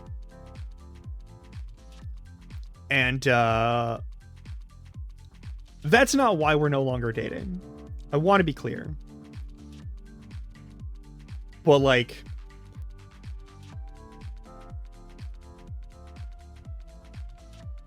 I think the funniest part is, the reason I went to that wedding is because my partner couldn't bring Michelle, her friend.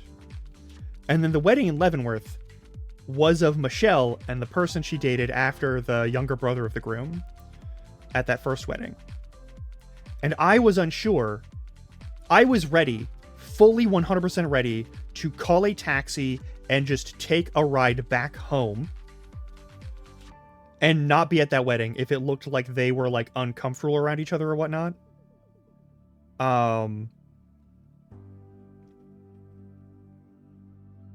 And like my fears were immediately dissolved as soon as I actually saw them together, and they were like, "Hey, thanks for coming in." What I didn't know for the Leavenworth wedding, because I told you the wedding island story of how horrible the wedding island was, and like I have a couple of photos, and everyone looks dejected and uncomfortable. There's no photo of that place that looks at all good. And years after, I find out that they divorced pretty quickly from Wedding Island. The Wedding Island couple divorced pretty quickly. And apparently, method. I didn't find out if there was a child or not involved in that situation. I don't need to know. I don't care. Already glad that it did its natural course, and that they are not. They're not. I hope they're better people now. That's all I gotta say about it. The other thing though is like the best wedding I've been to was at the Leavenworth wedding, where it's Michelle. That's not her real name, but Michelle and like her partner, her new partner. Who like I was brought because my partner was like, I need a +1, and anyone else that I'm any sort of relationship with, I do not trust to bring this party under any circumstances.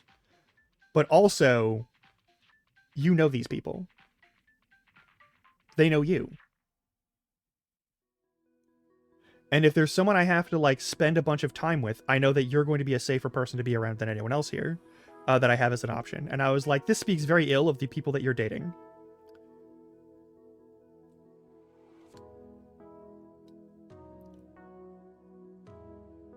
And we're like kind of on the rocks here.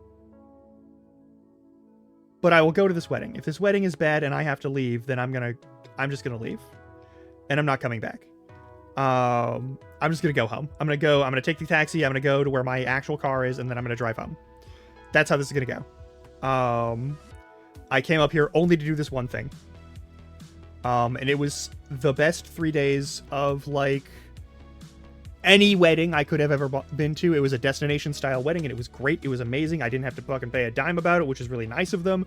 I got to try a bunch of cool food and other things, and there was a great setup there. There was a bunch of old people. They stole all of our tequila when we went to go booze shopping. We picked up a bunch of that, and they just stole like 2 bottles of booze from us immediately, which was funny as hell. I have a recipe for like a great elderflower sort of like punch, like the classic punches, which are mostly alcohol. I have a recipe for that in a notebook somewhere in my home, and it's delicious, and I will likely make it for somebody at some point in the future. But like, the Leavenworth wedding was amazing.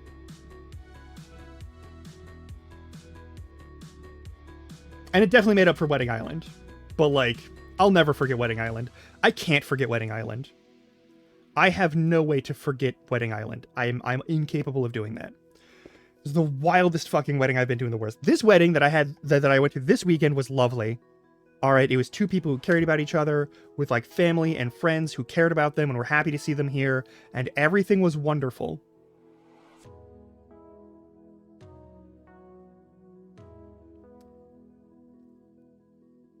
And I got to meet new friends, and I got to do stuff, and I had to like,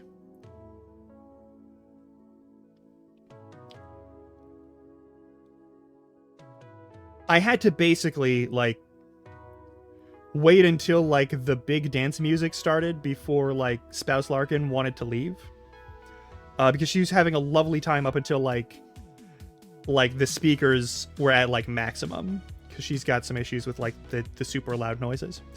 But yeah, lovely dancing, like the siblings and cousins dancing with the bride because the parents were too shitty and homophobic to be there.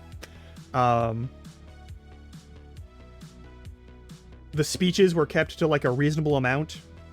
Most of the people who were there were pretty good at giving their speeches, except for one old man who was from the bride's family, and fuck that old man. Yeah. Had a wonderful time this weekend. And then yesterday I got to play Elden Ring with my brother, which was also lovely. But you can watch that.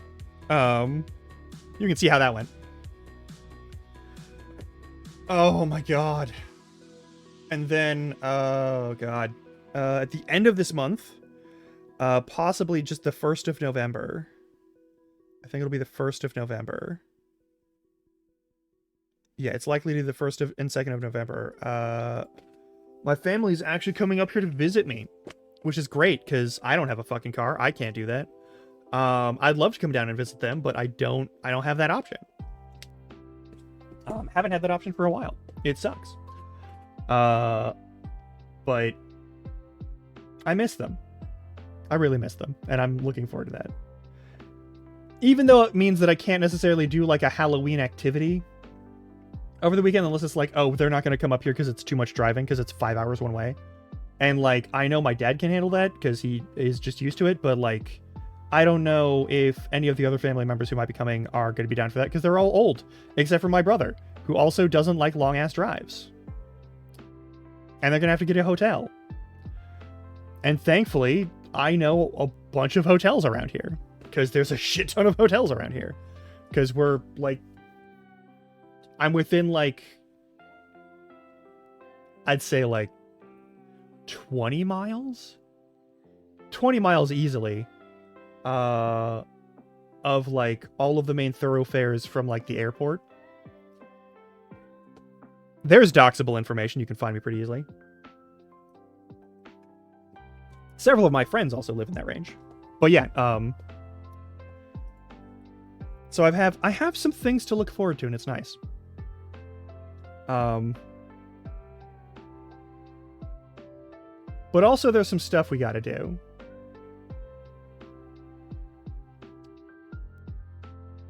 I got a lot of stuff to do.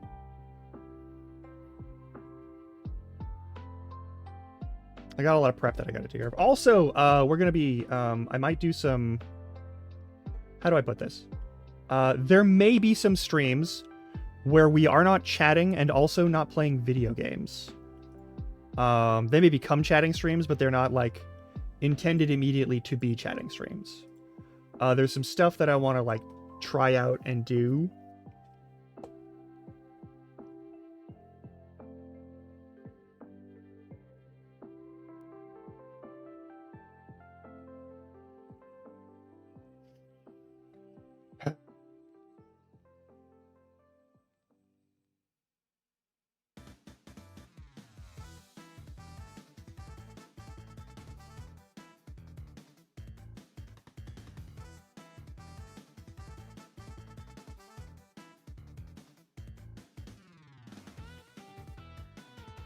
Good lord.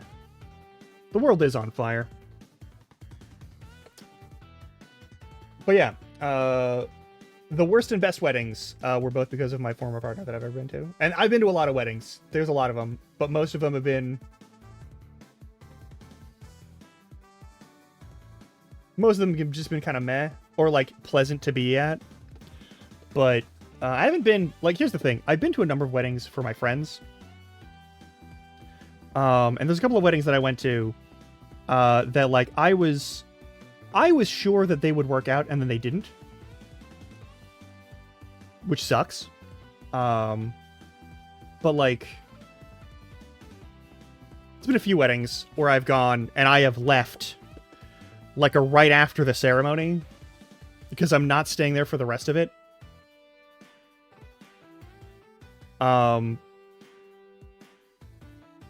And, like, I will say, some of the weddings that I have gone to, the couples didn't work out. So far, all but one of the weddings that I didn't go to for that reason have not worked out. One of them has worked out. And that's very good and very cool. But yeah, I also have no desire to travel many miles just to be trapped in a location. Where I have to pretend I'm having a good time and I'm happy for a group of people where I'm like, I'm not happy for you because I don't think you're going to be happy. I don't want to have to fake that. I think it will be a thing that if I ever have to do that, I will regret it. 100%. Like, if my brother marries his partner, I'm going there. I don't care if I have to take a train. I don't care if I have to steal a car. I don't care who I have to kill. I'm going there. If they ever get married. But like, No, one of my best friends for like more than a decade, almost a decade and a half now. Got married on Saturday. It was really nice.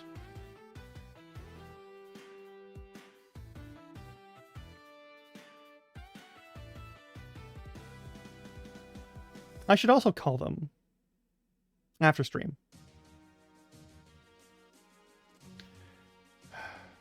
God.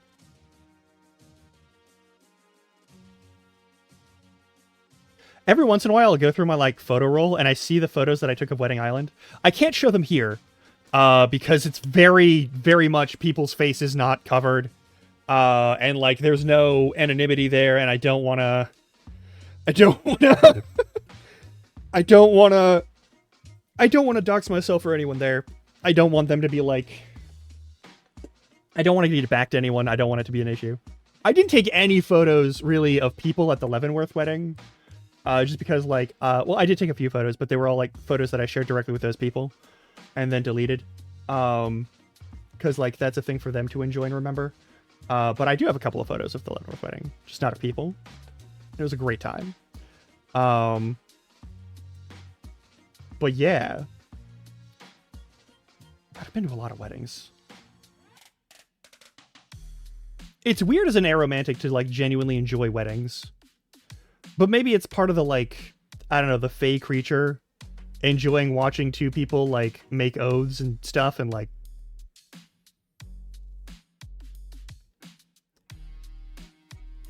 It's a weird thing to enjoy though, I don't know.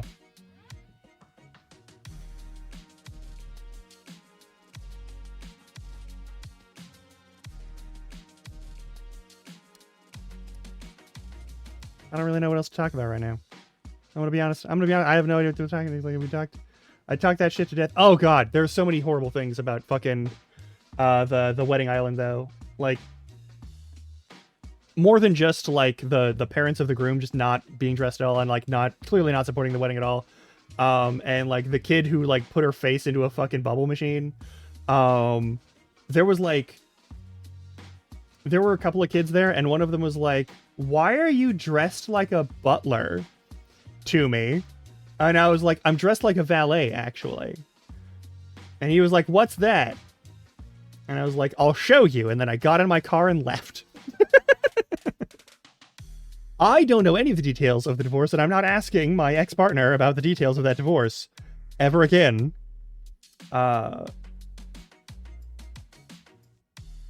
Like, that person is not really a part of my life anymore, and I'm okay with that.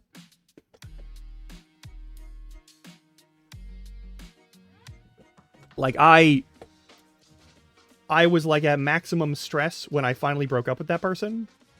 And the stress was because of that person.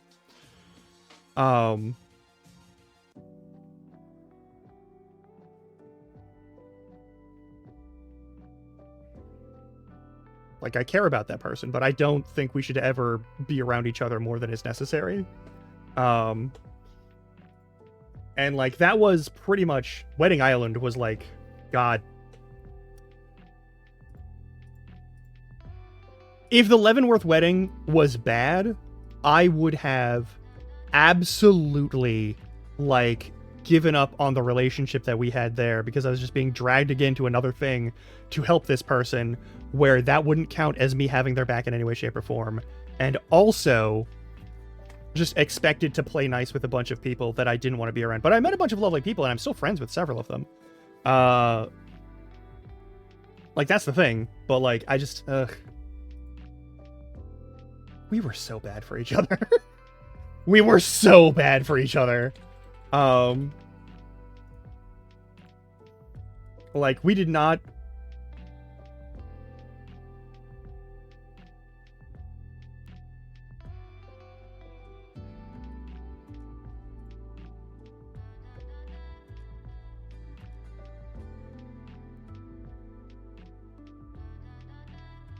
It's just one of those things. It's just one of those things. I gotta check some stuff. Hang on.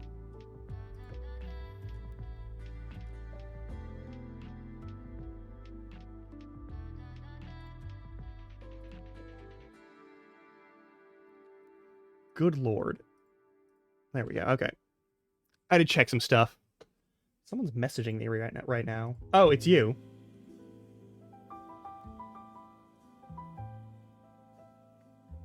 And, yes. Yes, that ex is the person I was dating, I think when you lived in Washington.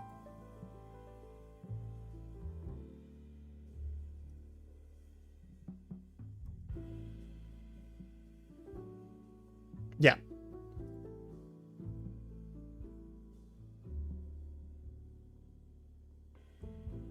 Yeah, it's the relationship that I was like cool not getting into, and then things happened after I like wounded myself around her.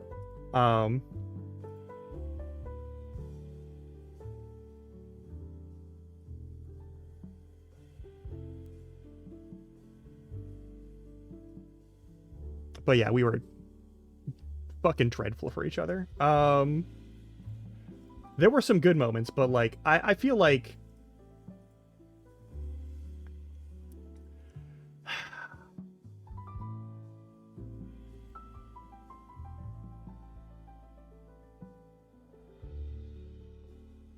if I'm being honest, I feel like a lot of the time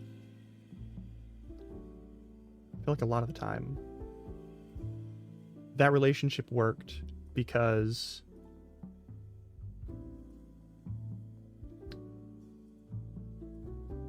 I feel like that relationship really only worked at all because we were both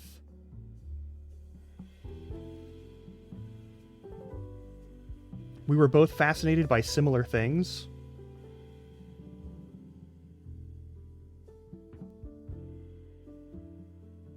Like when what is officially your first date is basically like an ER visit, I feel like that's a potential like red flag for how a relationship is going to go.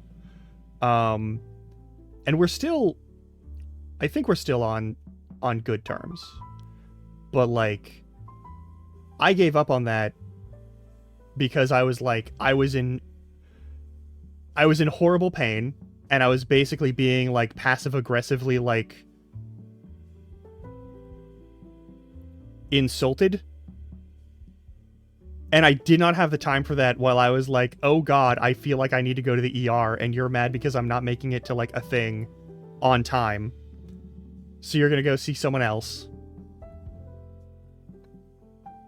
when like what I could really use right now is maybe some assistance and maybe like the ability to like go to a doctor would be the most helpful thing right now, but that's not going to happen. What is going to happen instead is you're going to go do things with somebody else because I can't give you a fun time. I cannot show up for the fun time that we had agreed to. In any sort of like timely or efficient fashion because I am in extraordinary pain and like my organs feel like they are like turning inside out. And like I'm not willing to shit myself in my car to go reach you. Like, that was it. And I was like, okay, I'm done. I'm out. I'm good not hanging out here anymore. I'm good not being here anymore.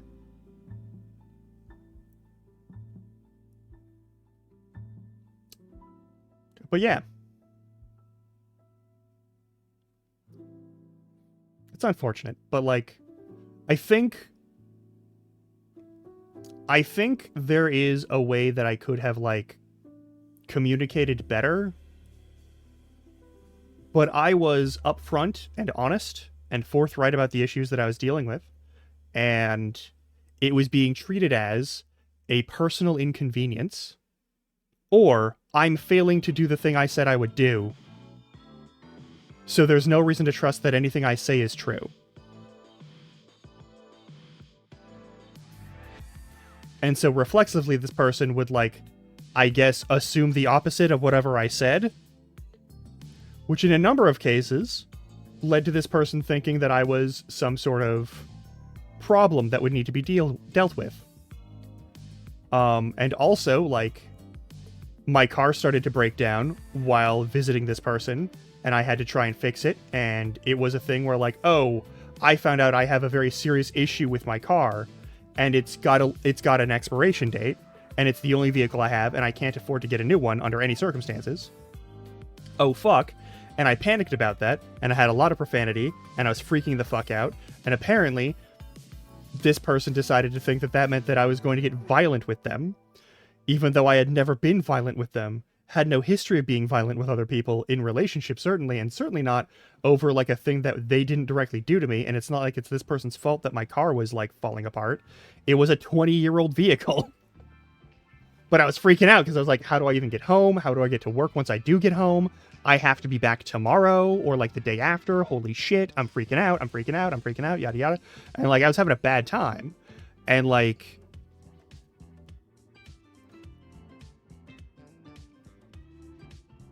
she was acting like I was going to be like violent toward her. And it was one of the most horrifying things. And I like that was the thing that happened. That was like the last time that I actually went and got to actually spend time around this person. And then I did eventually like take my car to a shop and they were like, okay, it doesn't look like it's bad as it sounds. Something is compromised in here, but like, because it's a Toyota and like, because it's an older Toyota, like you have like a good 10 years on this vehicle. So long as you continue to treat all the other stuff right, you can probably use some of the stuff to fix this and it'll be fine. You just got to do what you got to do, you know? And so I did what I had to do, and then it worked fine until like I stopped driving it, which was around 2020. Big surprise, the COVID pandemic made me stop driving places because there were fewer reasons to go places, and also like I was like, fuck it, I'll just do this sort of thing, and I was running things, and most of my life was attached to this fucking computer. Anyway, but like, oh god. That relationship was a fucking mess. I don't even think she was doing it, like, consciously, like a lot of the things. Like, I don't think she was, like, fully aware of the fact that she was, like, being a passive-aggressive asshole to me. Which is part of the reason why I, like, I don't really hold that against her, because, like, she would be like, oh, well, I guess I'm just gonna, like, go here then, or do this thing. And there were times where, like, I was like, ah, shit, because I'm unmedicated for ADHD right now, and I've had to visit you, and I don't remember which parking lot in this town that is full of parking lots and is built to look all the same. Yeah, she's very reactive, like extremely reactive at all times. Anything that countered the idea of a good time ruined her good time permanently for that entire day, pretty much. And like, that is indicative of certain issues, right?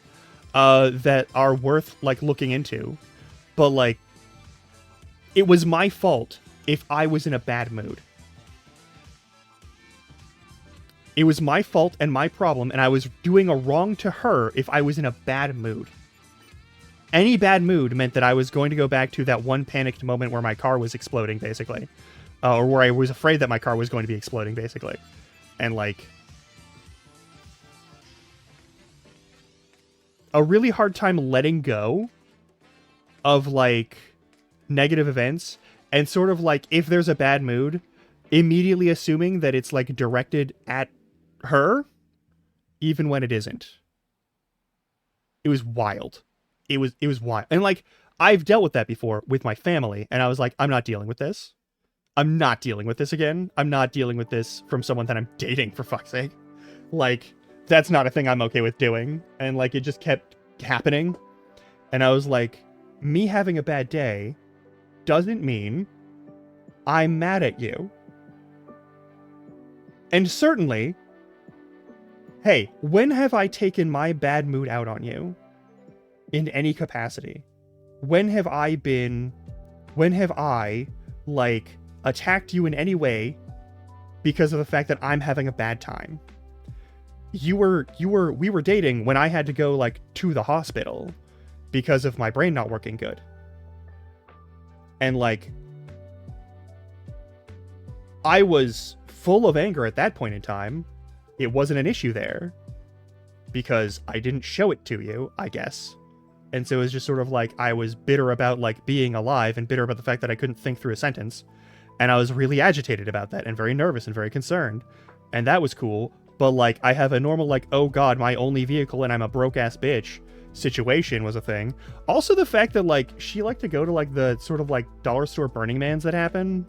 And like I was never able to join her because I worked a 9 to 5 kind of job and like couldn't get days off reliably for that. So many things were just like that was seen as a, oh, you don't care enough to come with me. And I'm like, how do I afford to come with you? How do I get the time so that I actually don't lose my job to go with you? How do I do anything or have enough free time to go with you? I don't have that. I'm not allowed to do that. I don't have the freedom to do that. It's similar to like a lot of situations that I have to deal with where like this is one of the relationships that really sets me off with the like, if they cared or if they wanted to, they would.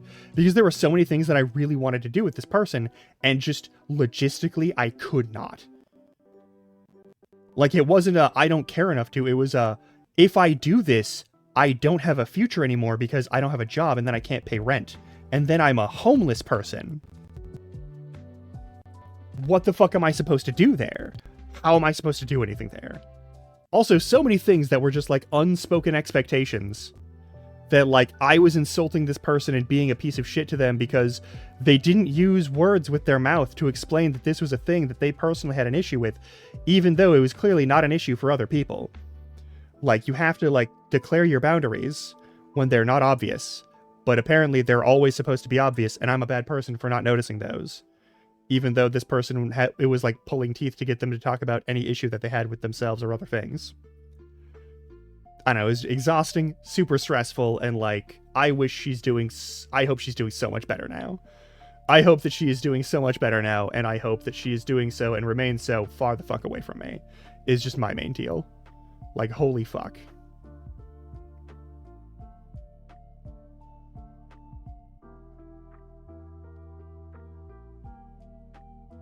But also in hindsight, if I hadn't been dating her, she probably would have been in like way worse shape emotionally.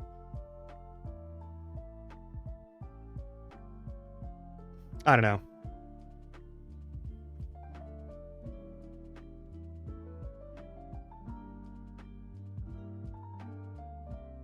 I don't think I've ever dated an emotionally stable person.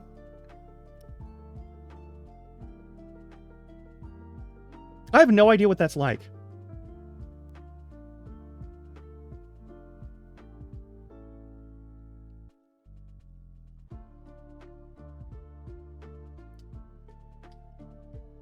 Well, on that note, I'm going to let us take that ad break. We'll do something else. We're probably going to have a total fucking stance change on how we're handling this, and I'm probably going to play a game or something. Then again, I've been yapping for a while. It's been 2 hours just straight yapping. I don't know. But we'll be back in a little bit.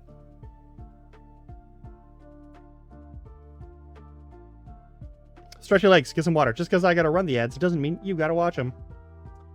You know how this works. You know how this works. Keep an eye on you, though. Be good.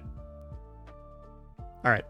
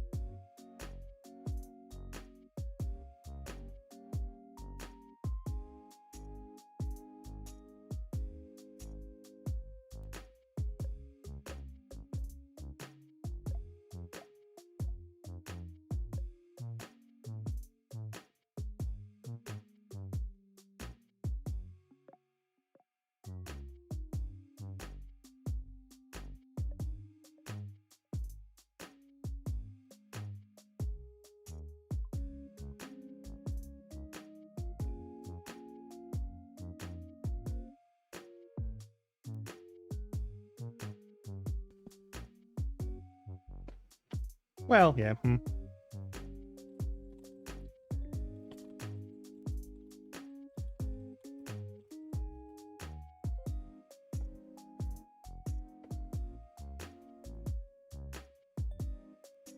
My God.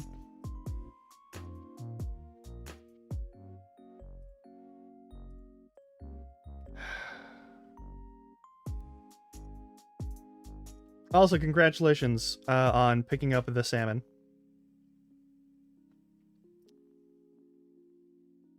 Oh, hey, who won Fat Bear Week? Hang on.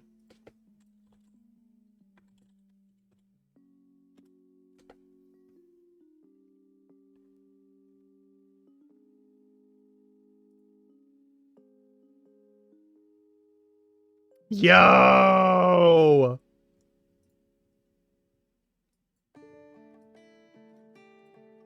Hang on.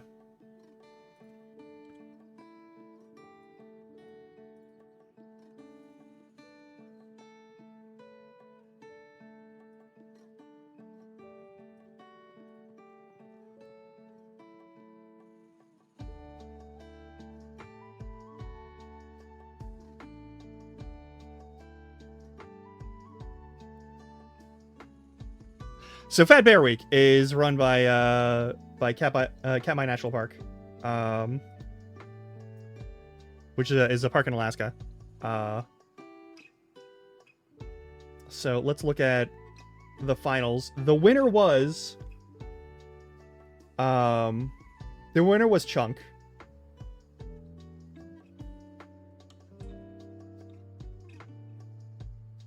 The bear on the left here.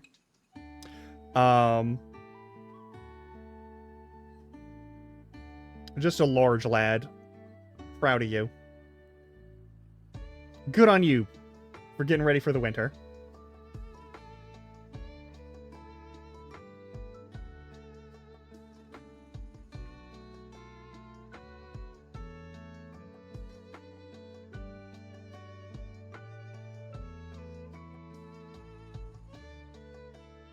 Oh yeah, the finals were 128's yearling.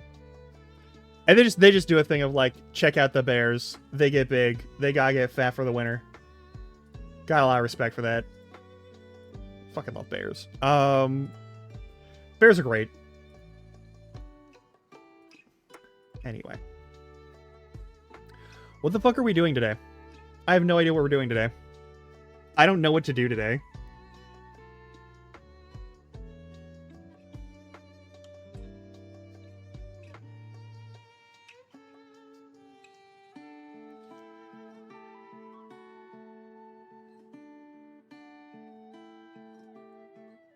I do kind of hunger.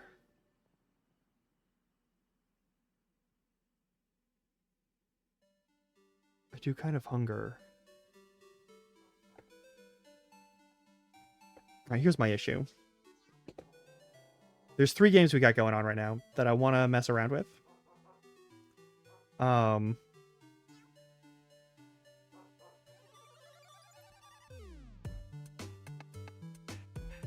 But also, like...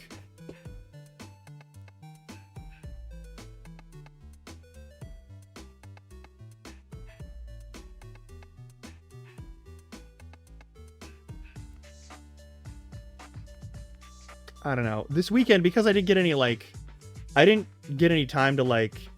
just, like, turn into a bunch of, like, ooze and just sort of, like, cease to exist for a minute. I had to be a person both days. I haven't really had any time off to, like let my brain reconstitute itself.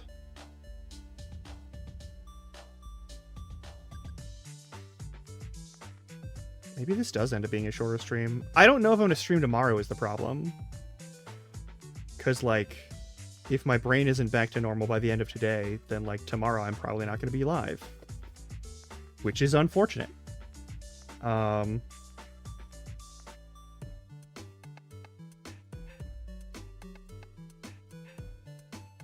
But you at least got to hear about Wedding Island.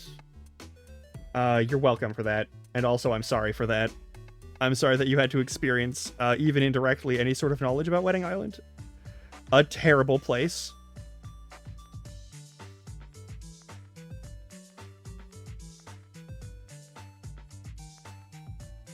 Wait, what the fuck? Oh, okay. Oh, I see.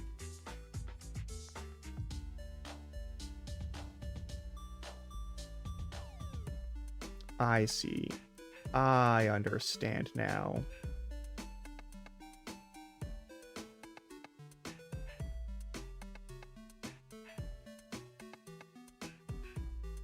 I'll fuck with that later. Also, people keep... stuff keeps happening. So anyway, let's play something. Let's figure out what we're playing. So there's a couple of things that I could do. There's a couple of things I could do.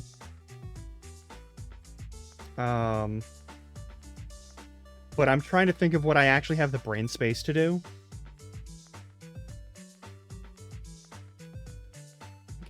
Why am I offline? I turned my shit offline. Weird.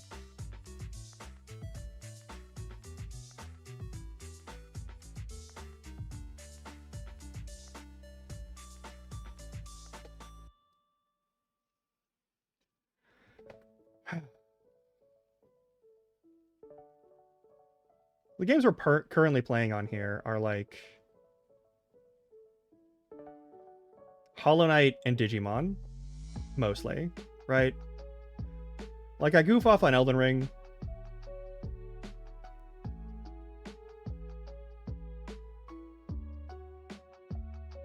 But, like, we were playing Quest for Glory 4, and then we stopped playing Quest for Glory 4 because other things were happening.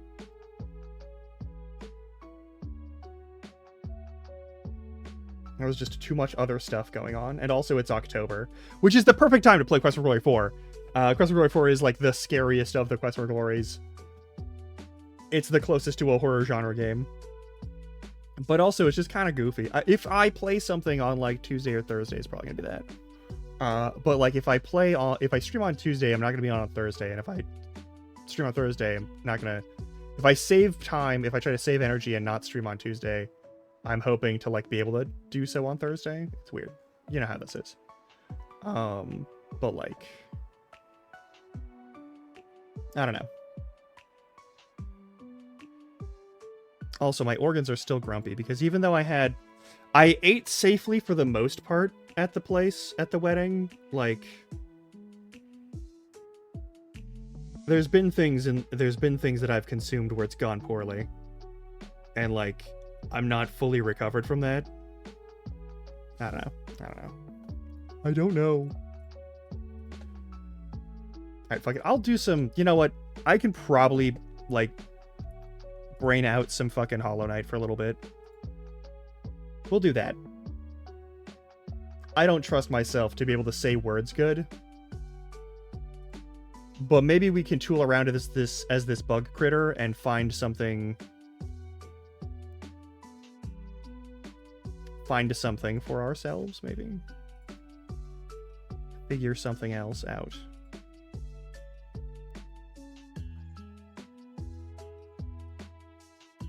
Continue without brain power. No brain, no thoughts, only bug. Perhaps that will be a good decision.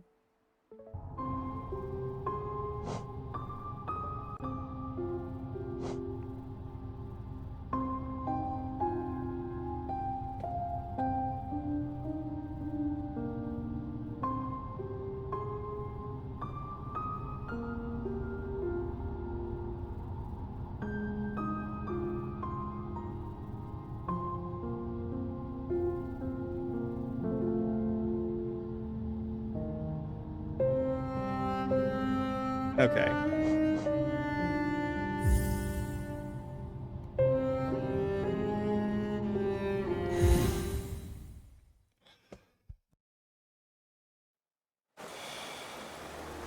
Excuse me.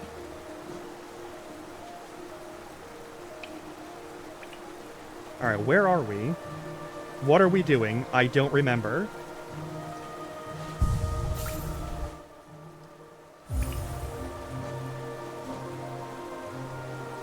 I know we need to go into Deep Nest to fight whatever the critter is there. I know there's something in the City of Tears here that we have to fight. We need to find something. Also, there was something in the ancient basin. Now that we have the kingdom, whatever the fuck. And now that we have the king's whatever the fuck, we can go there and do that thing. Yeah, there is one in the ancient basin that we've activated, but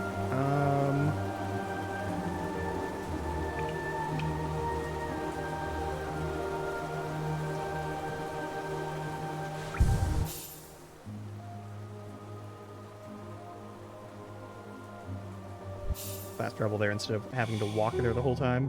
Maybe that ruins some of the the magic of this game, and I don't think it does, and I don't really care. I'm sorry. I need some QOL factors.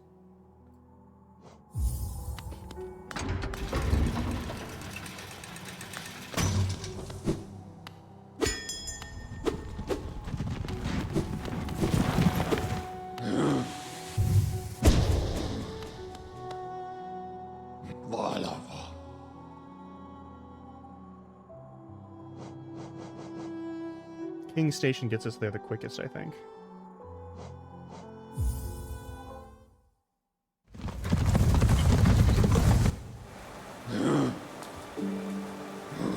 Yeah, we gotta go out and down. Through Ancient Basin. Because there's a door that we can open there, and I'm not sure what the fuck we do with that.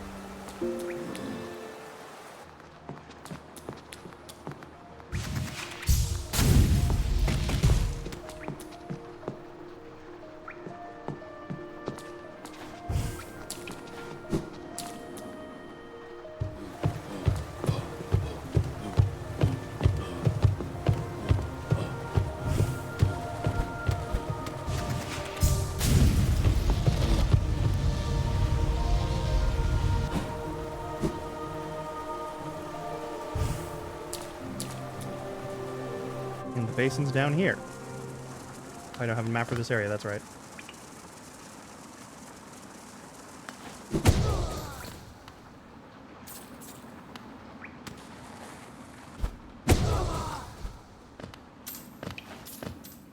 Yeah, that power is a bit OP. Actually, the fact that I don't have to charge it is kind of busted. But very fucking helpful. Oh, nope. Okay.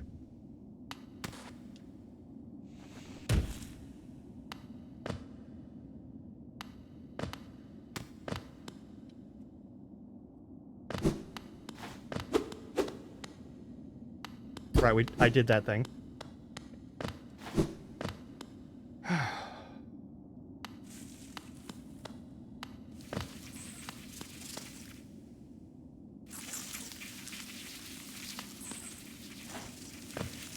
There's a horde of hungry beasts down below.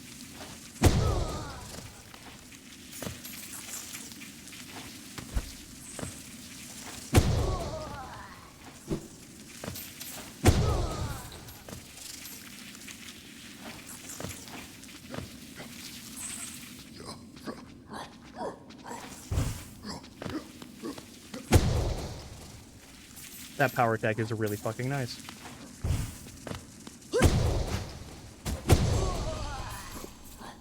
Okay. No map for this area, right.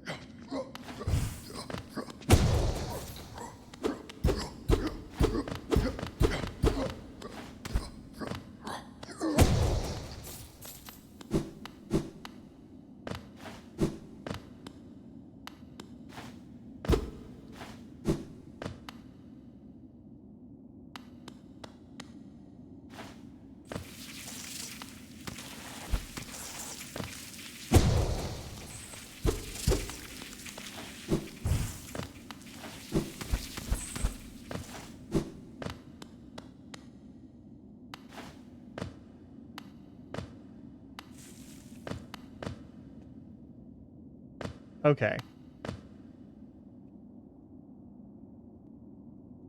Now we're properly in the ancient basin. The door is directly south of us. And there's one bench there. So we go in this hole.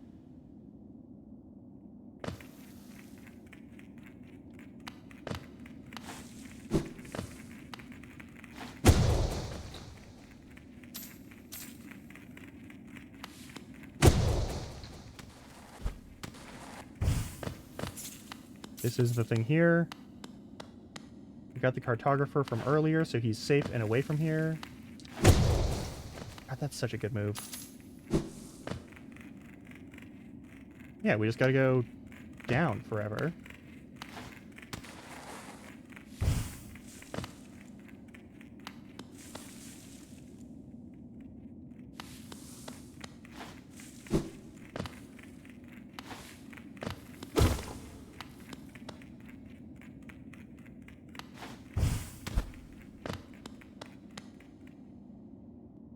Palace grounds?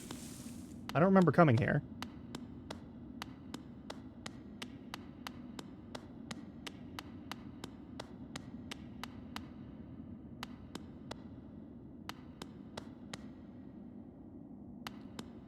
Oh! A corpse in white armor. I assume you're gonna get up and attack me?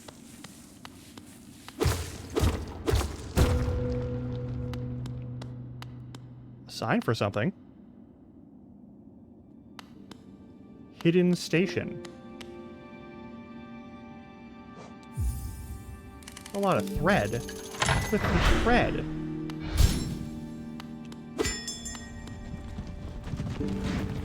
Hey, buddy.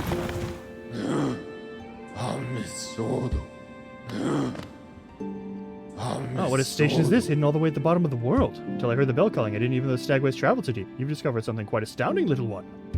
No matter how old I grow, the world still keeps surprises like this stowed away.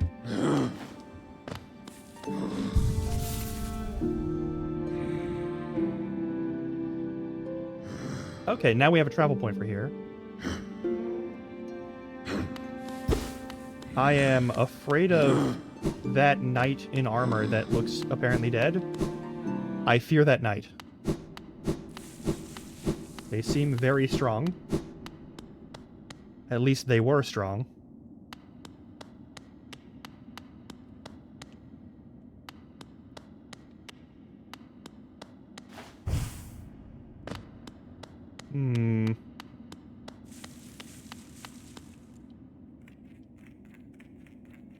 But that door is suspicious.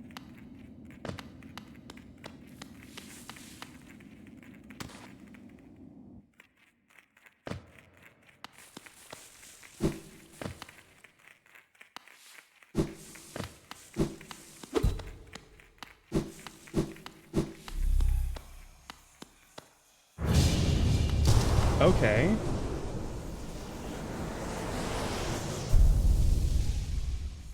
So I was right, now that we have the King's Crest, we can walk into whatever the fuck this is.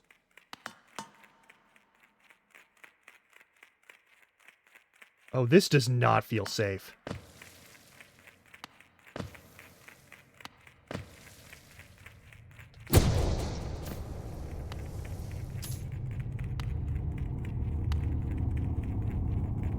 It's not supposed to feel safe. I see.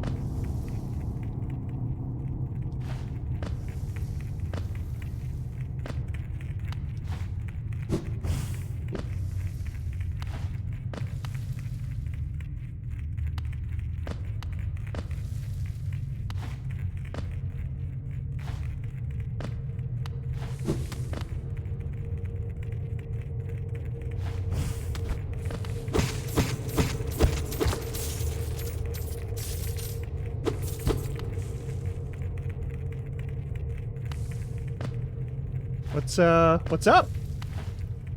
Oh, we're going immediately into, like, the most horrific depths. Okay, cool.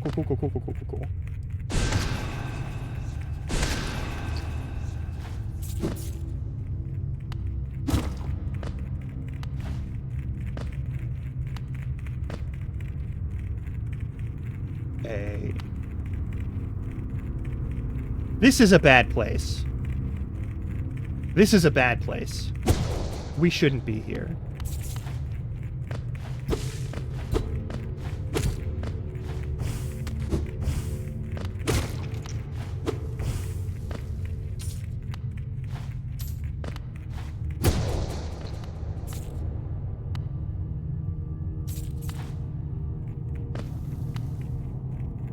Oh! Hey. That's my face!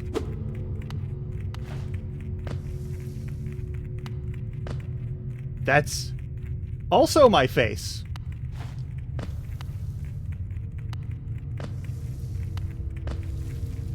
And those are my face, too. The one's a little bit bigger.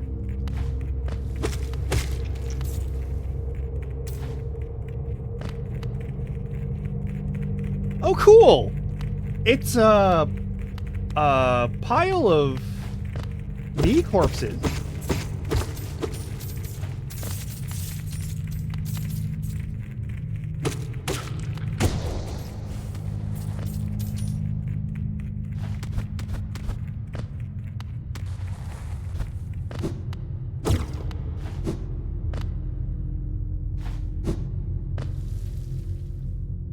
That's the edge.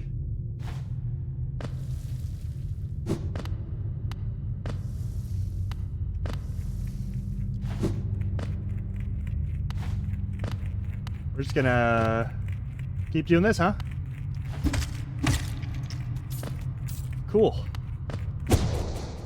That's, hey, that's definitely my face, but bigger. Also my face, but a little bit different. That's a lot of, oh, we're just gonna do this with a whole, okay. I don't know if there's a way back down. That's,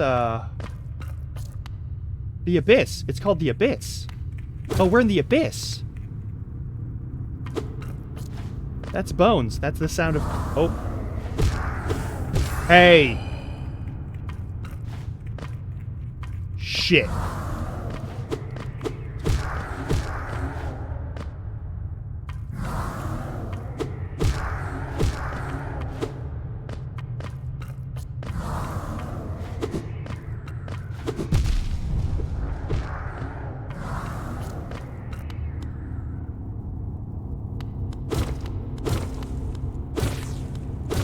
Oh, God.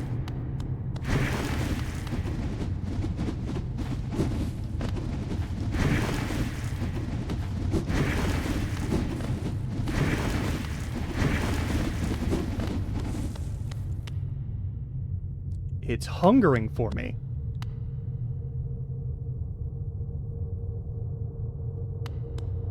Is the other way any better? Is there maybe like a chair down here?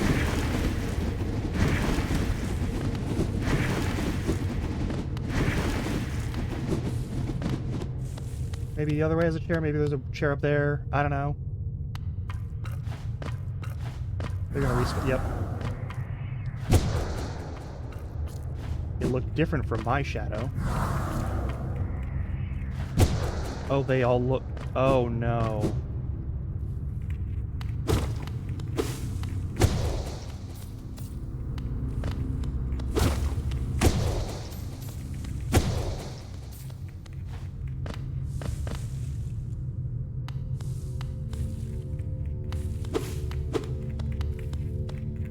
Fuck is that made out of? Oh!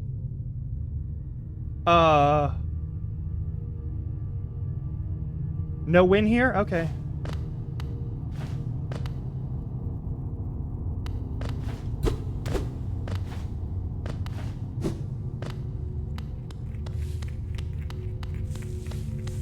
I guess there's not anything there. Cool. Guess we have to go the Tenderly way. Okay, that's fun.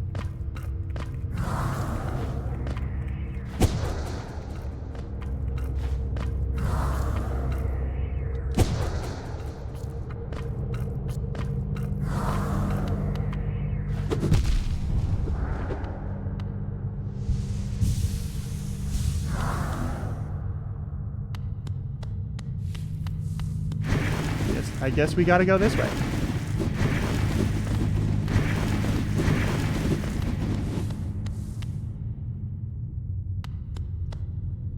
Boss fight? Probably.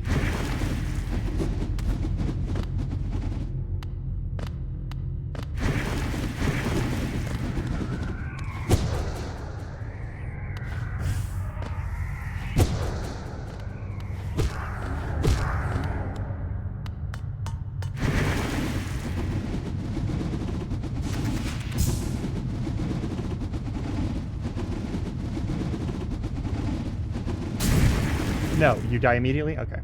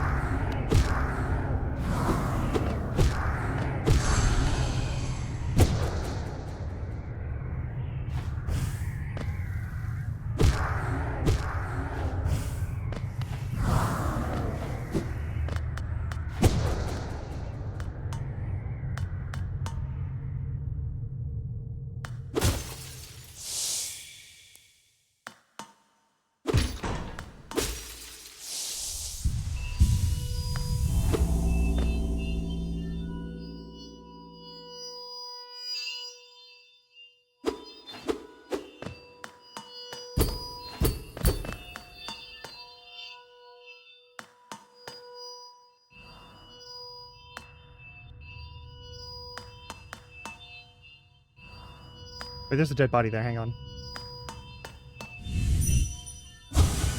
Turn it off. Cannot. My king, I'm sorry. The sea calls. Is this a lighthouse?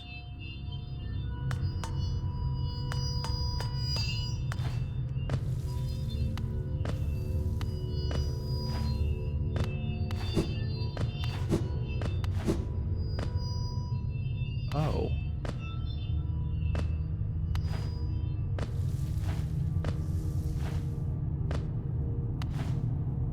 There aren't any more summonable beasts here, and the sea is safe?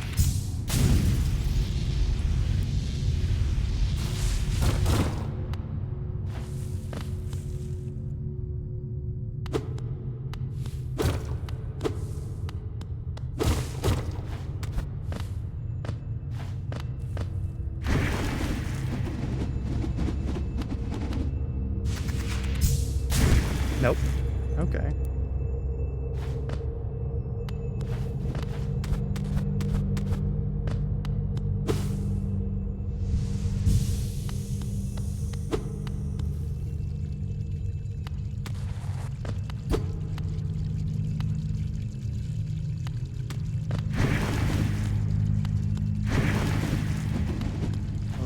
Okay, maybe there's a way through here? Oh, I need more juice? Okay, well, that's fine. Oh. This is bad, right? This is bad? This is a bad choice?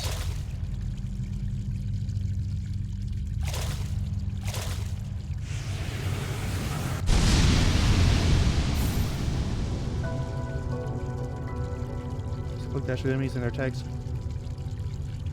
This is how you get...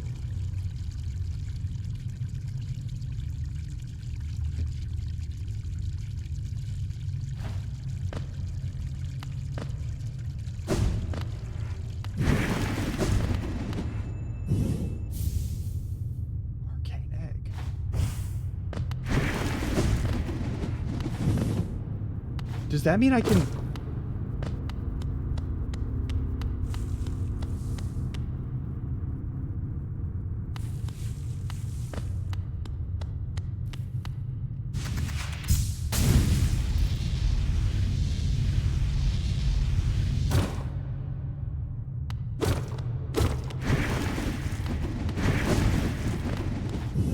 Oh.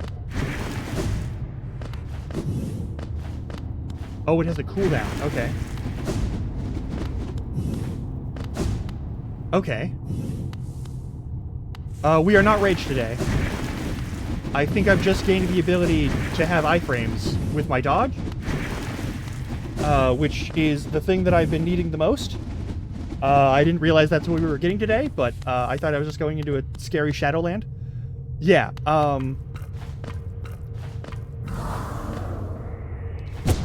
also, I have the strongest, the second strongest sword I can get my hands on, it sounds like. So that's cool. It looks like there is a cooldown on this.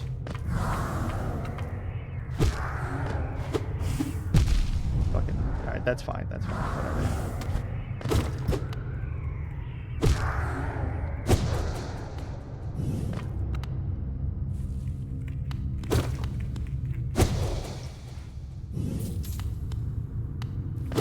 Is this thing gonna be awake now?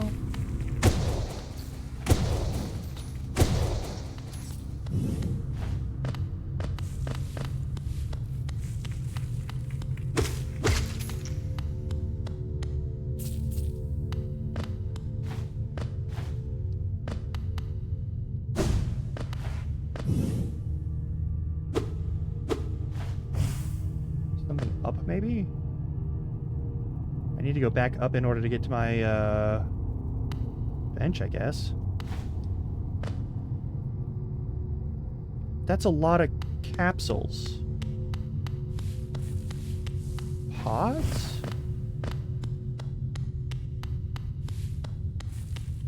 I'm very confused. So there's a bunch of me. There are multiple me's.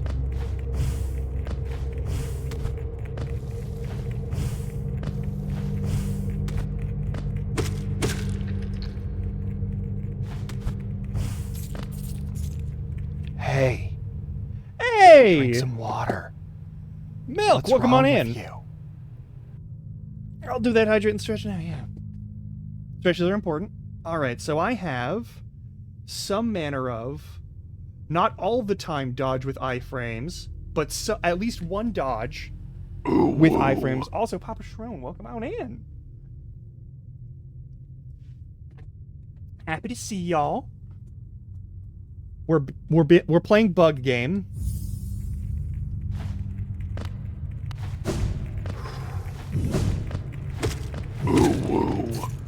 Also, thank you, Ms. Baridne.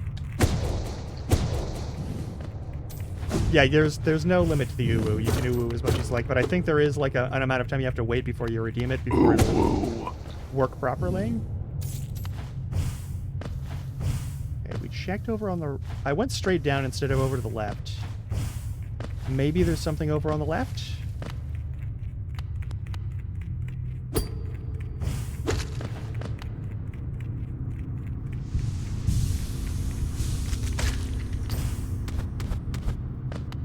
Looks like there's a blue thing over here.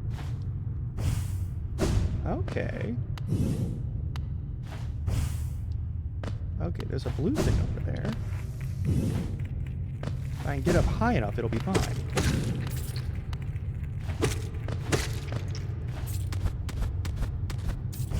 Oop. I goofed that pretty hard.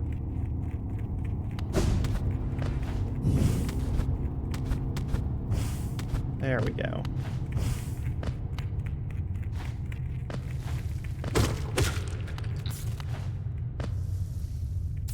Yeah, there was something over there. That looks like it's a dead end no matter what.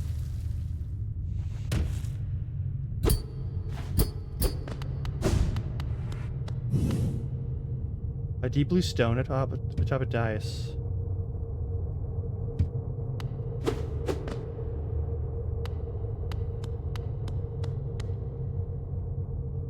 Okay. So I have no idea if that's the correct way to pronounce that. What?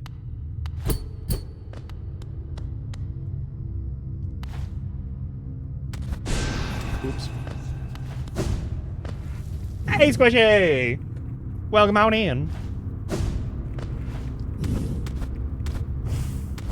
I need a thing? Yeah, that's fair. Well, I got the thing that I really wanted.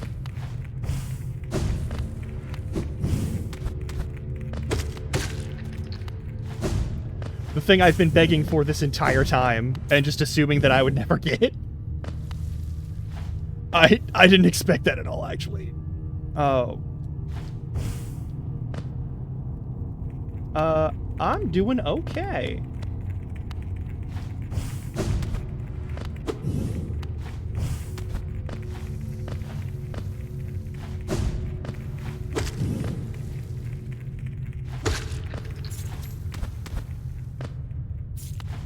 Hey! Ghost, I see you face the place of birth and now drape yourself in the substance of its shadow. Though our strength is born of similar source, that part of you, that crucial emptiness, I do not share. Funny then that such darkness gives me hope. Within it, I see this chance of change. A difficult journey you would face, but a choice it can create. Prolong our world's stasis or face the heart of its infection.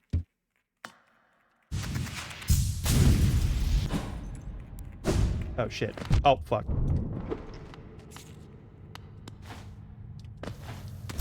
Well, if I can get out of here, then maybe. Yeah. Higher beings, these words are for you alone. Our pure vessel has ascended. Beyond lies only the refuse of regret of its creation.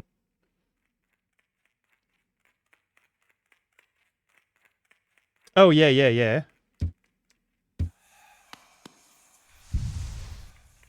I'm glad you had a good time. There we go.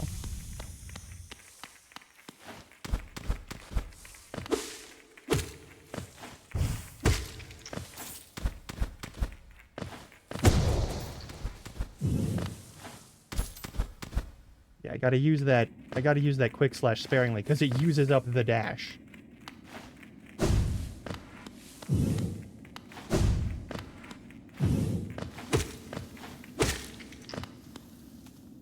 Yeah, it's alright.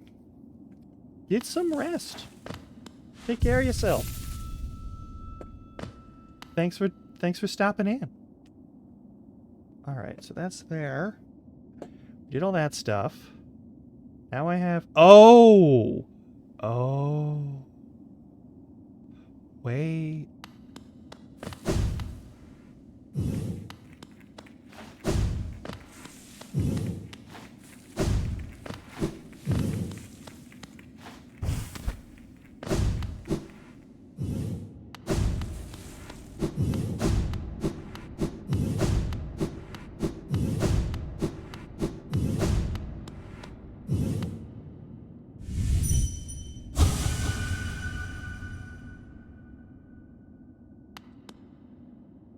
Yeah.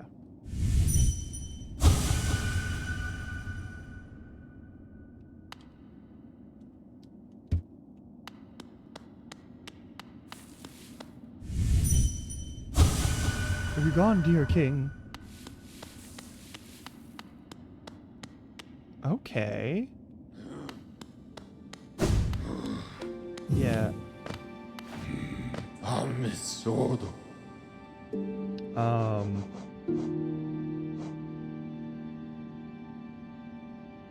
Is it there? I think it is.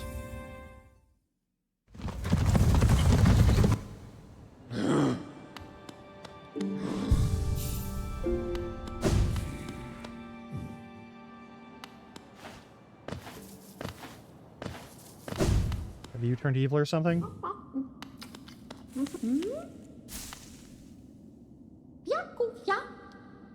Okay. Alright, you're chill. Not gonna worry about that. It doesn't... Did you stop being subbed? You are subbed? Okay, yeah, then you should be fine. Okay, the cartographer was between here and like a wall. But I couldn't get through the wall. And there was nothing I could use to cut through the wall. But maybe now there's a thing I can use to cut through the wall. Right? Maybe? You don't gotta.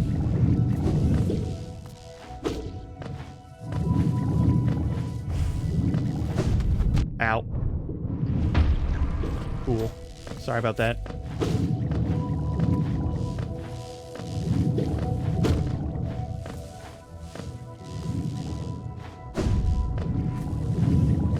This room, right? Mm-hmm.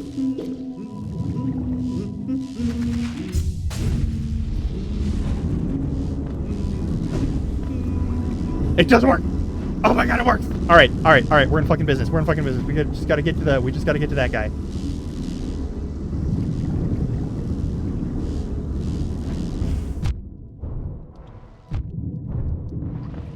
Fuck. I'm dead. I didn't die. Okay, I didn't fall to my death. That's wonderful news. I love that. Oh, that's so great. Okay. Okay, we just gotta not do that. That was several bad choices in a row, and I'm just... Oh, we're gonna have a bad time with this, aren't we?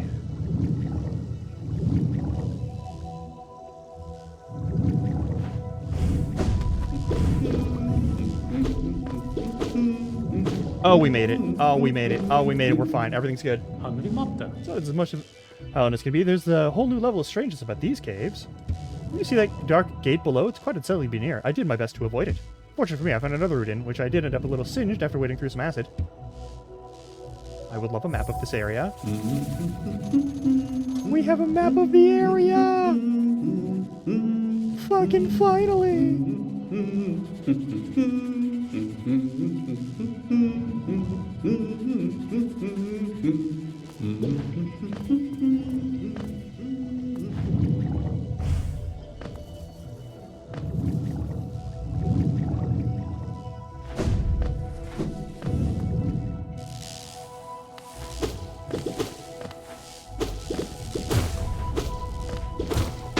God, that's a landmine. Too focused on the fucking jellies.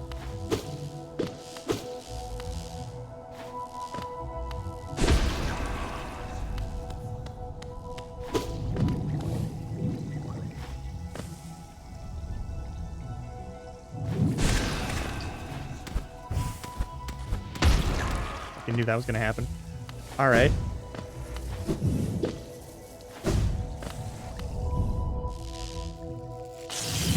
Of course. Fuck.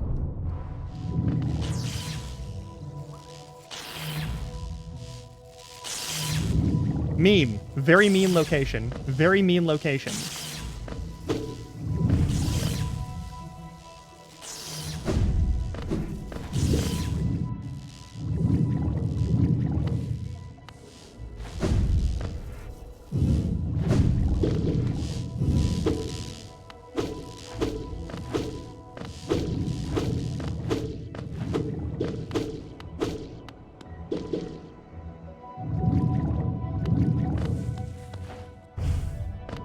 Can't jump that. Can't climb that. All right.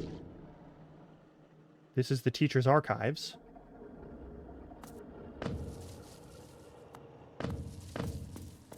Hey! Wasn't this kingdom just abound with surprises? A building on top an acid lake. Despite the sight, I can't help but feel familiarity. Something stirs in my mind, though I can't yet tell what. I thought it my lust for discovery that led me here, but now there seems something else. This building beckons me. Yeah, your hat is the same as the mark on it.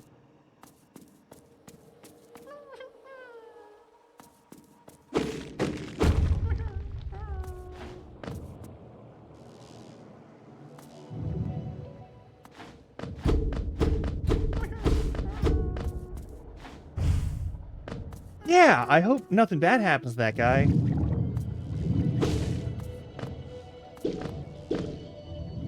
And this takes us back to the zone there. Okay, and then there's that one pathway over at Overgrown Mound section that's a thing. Okay, so this... There is a critter in here.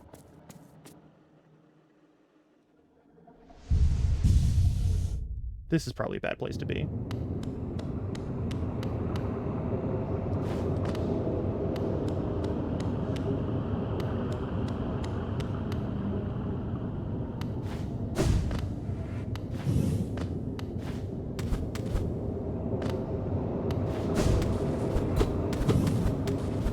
Okay, well there's a bench here. That's cool. I appreciate that. Probably not a great sign for what we're gonna have to deal with, but okay.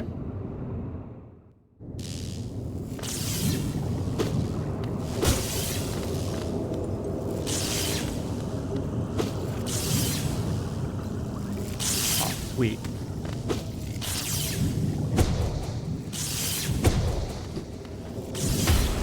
Yeah, okay.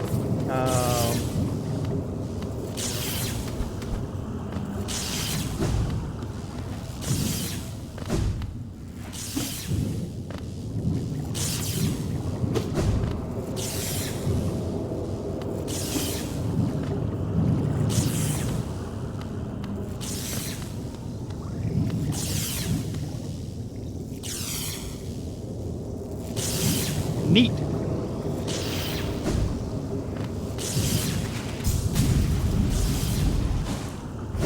Nope. Okay. That's fair.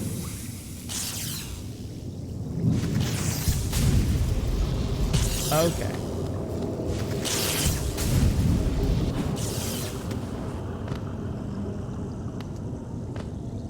This feels bad. Yeah, this feels bad. Hey! What's... Oh, no.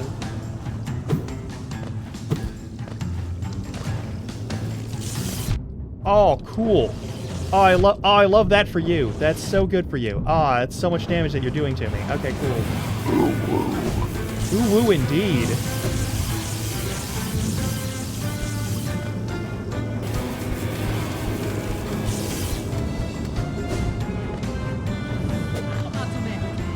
What's up? Oh shit, okay.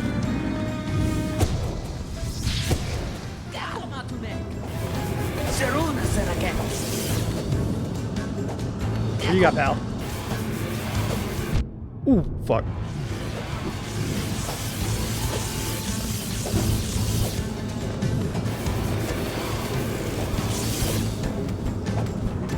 You gonna do anything?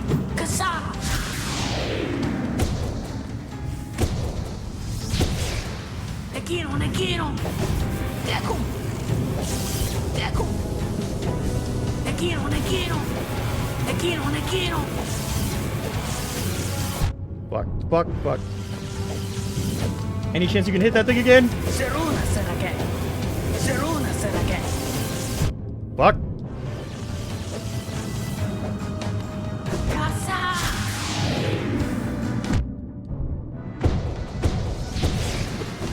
Oh, fuck.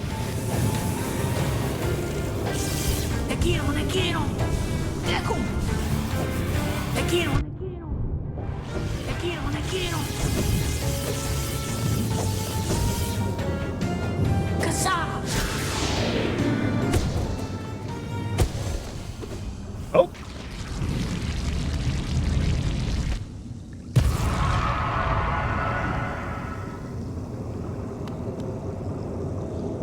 Whew.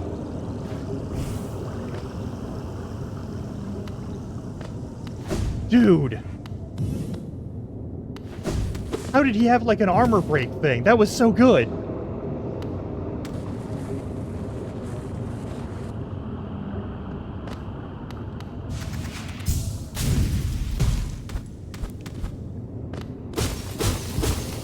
That's not useful.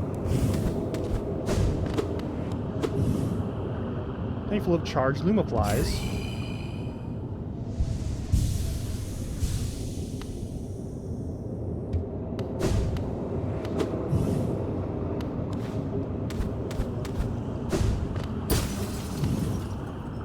Of absence, their abundance shell, outer or inner, place in absence, fear void, liquid substance, o weave absence, inner, o shell, outer, their matter, pure, void vessel, absence, all outer contain.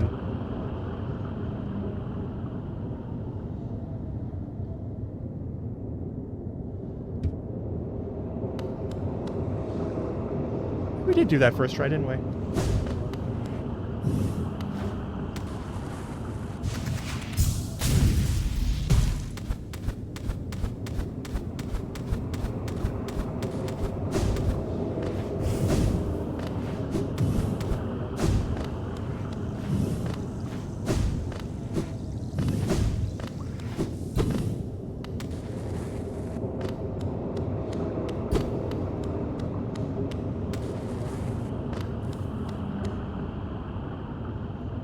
King light, M growth, in kind, flow, all think, and field. Old light, M essence, M dream, M ungrowth, O end think, Abba. King light, Ch, old light, Themkin. Themkin? Okay, think flow, Abba. Oh, O Ch, think flow, Abba, dream, uncontained, fear, ungrowth, end life.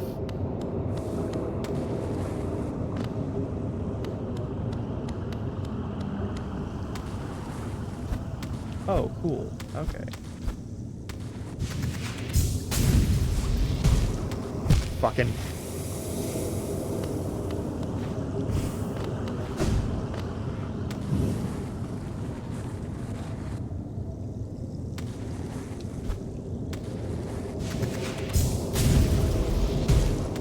No, let me jump! Fucking come on!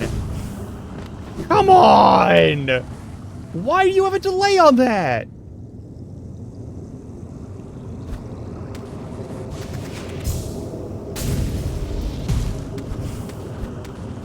No, because that doesn't go to the center where this is. It just locks me onto that wall. Oh. Something glows within the tank.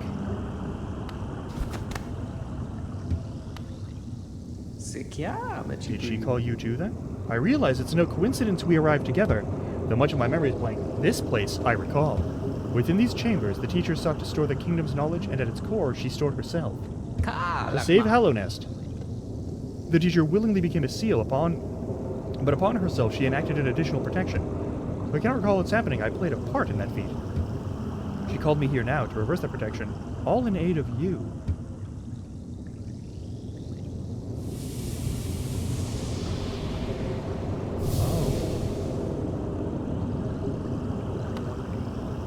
Do not hesitate. The choice to reform was hers, not mine. She knows what you would do and seems to welcome it.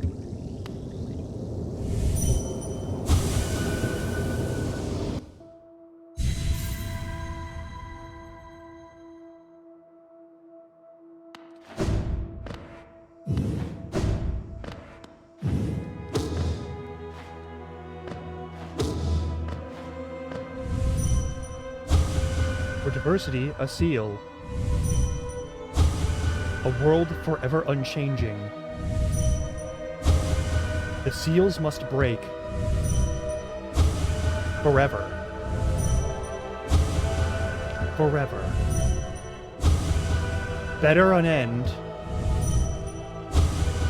Better an end.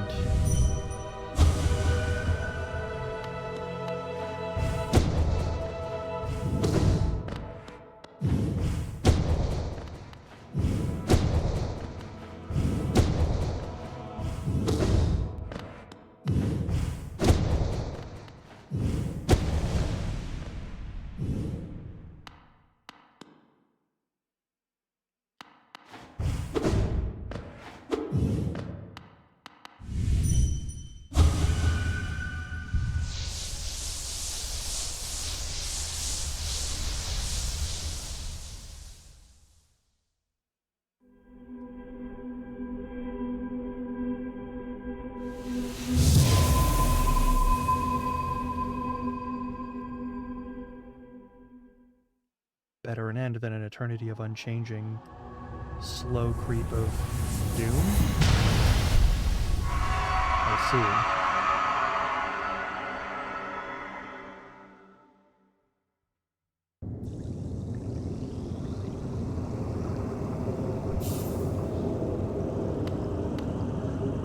The madam's life is extinguished, and with it her seal breaks. It's a heavy thing you attempt, but I've seen her prowess up close, and she too believed you capable. Be on your journey then, and allow me a rest of time. With the deed complete, I begin to feel my age. Who'd think such a small creature would bear this kingdom's fate? Yeah, okay.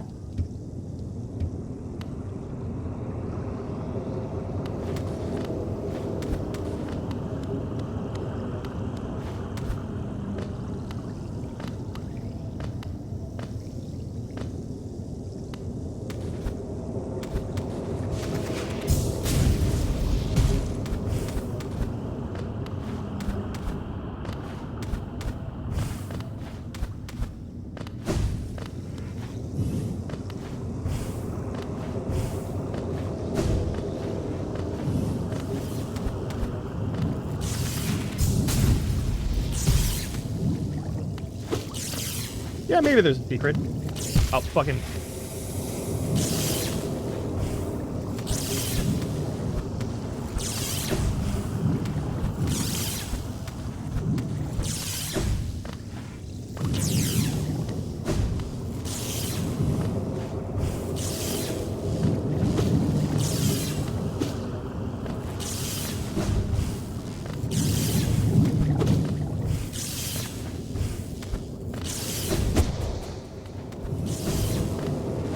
Grateful for that. Oh, and we're almost to ad break. Shit, alright.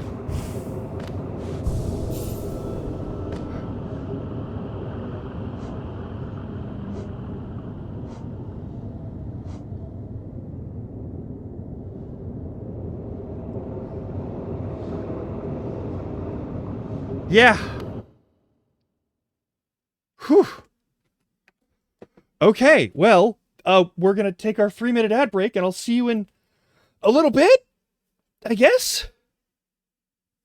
I guess. You said maybe there's a secret? I am more than happy if you know that there's a secret in here, and you know where the secret is, if you want to tell me, but we're gonna go to ad break first. Yeah, roughly 3 minutes. Stretch your legs. Get some water. Do what you gotta do, yeah? Alright, I'll see you in a little bit. Be good. Be good.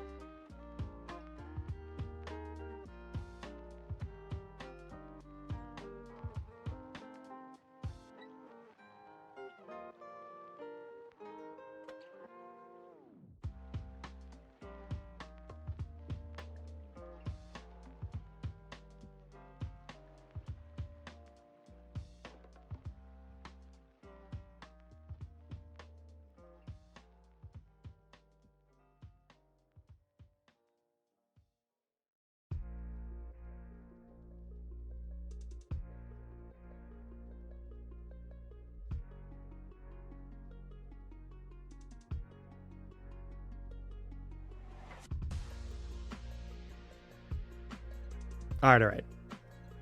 I did try and rocket off of the other side. I landed on a different wall.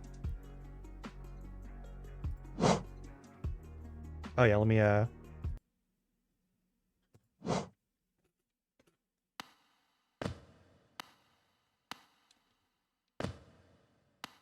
but I'll double check. Maybe I missed some. I don't know.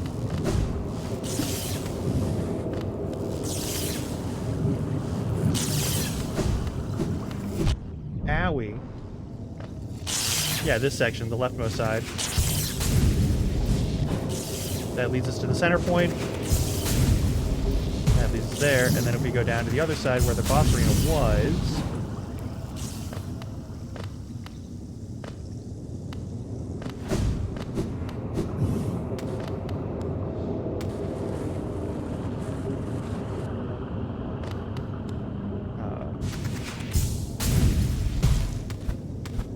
central piece stops us from going into that central tank, but we're able to check all the little like texty things.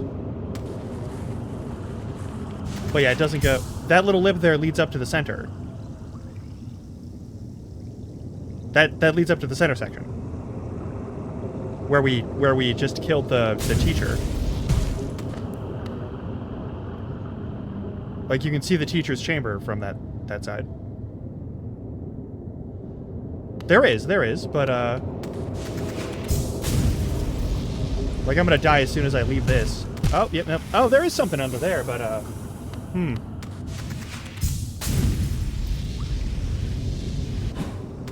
Yeah, there's no way for me to do anything under there.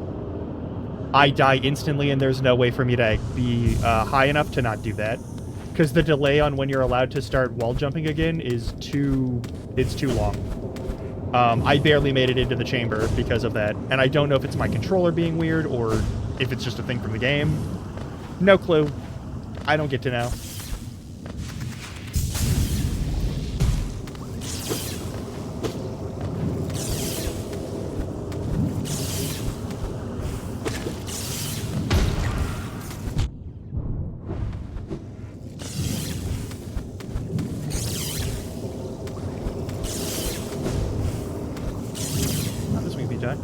Fear, yoke, Abba, absence, outer shell, O, gate, contain, light, M, seal, M, egg, M, seal, fear, withdraw, exterior, O, seal, within, dreamer, intwixt, atwixt.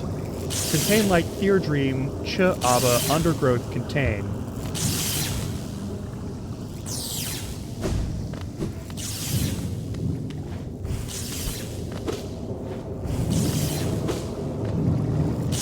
There might be something over there, hang on.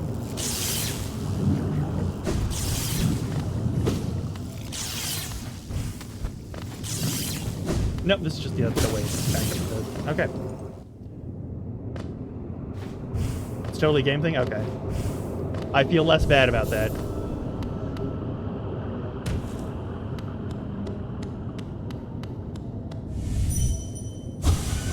There's nothing in there? Alright, so it's not people, it's just like a light source.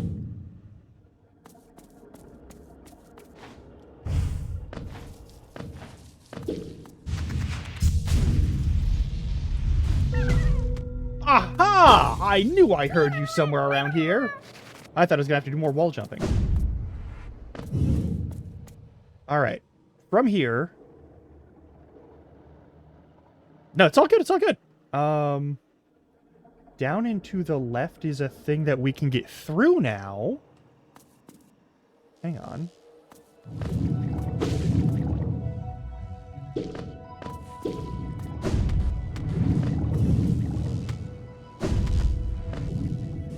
Yeah, this section has the fucking horrifying, deadly bullshit. And there's... How did I get around this last time? It was... Oh, wait, wasn't it? No.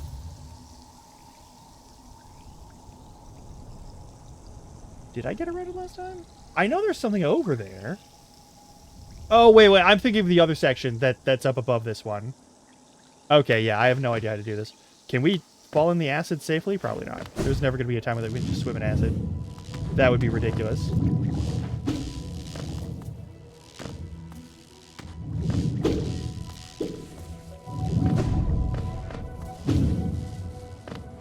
the old bank room where we got scammed out of a couple thou.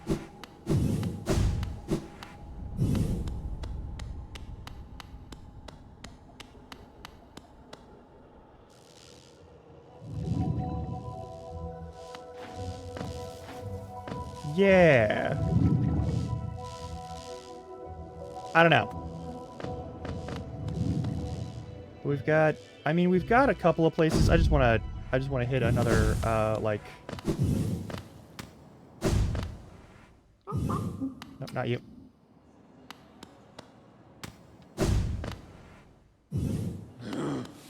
Yeah, I have no idea. I think I'm gonna go from, the north side, when we get back there.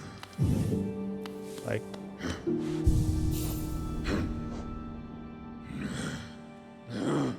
So we're here, and can I please zoom in more? Okay, I guess not. So, that was there with a big thing that wants to keep us out, but I have a feeling that if we go to this side, if we go up and around through this side, we can find a way into that from that other side. Also, there's a barrier here that was shadow, and we can definitely go through that.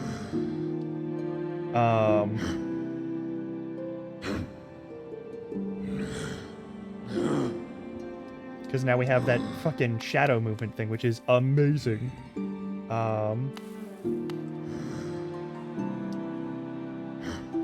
Is there a better travel point to get to there? Not really. Like, yeah, not really.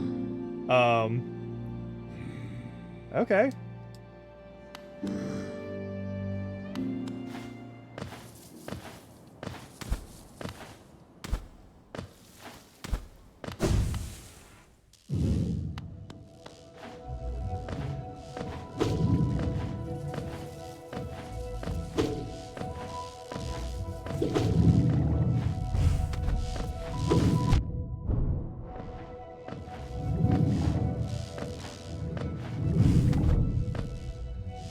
Because, like, if that's a dead end, surely...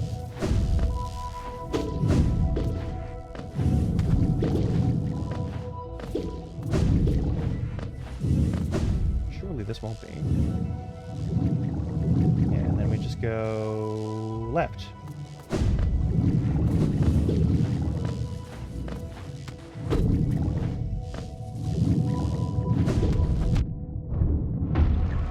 Thank fuck that went behind a wall. Otherwise, I'd be taking 3 masks of fucking damage here. Oh, god damn it. I'll still take it anyway, but...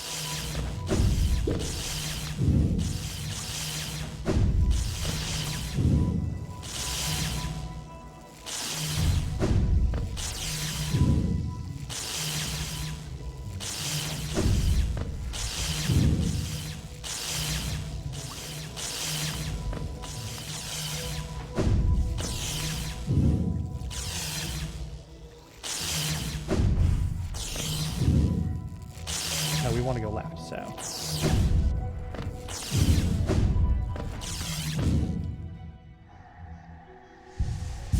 This is closer to Green Path than anything else. And if I remember correctly...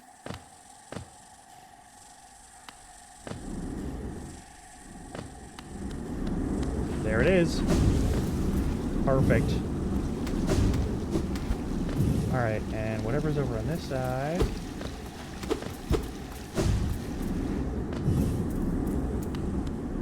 Okay, there's something over here that looks more built than the rest of Deepness, that's for fucking sure.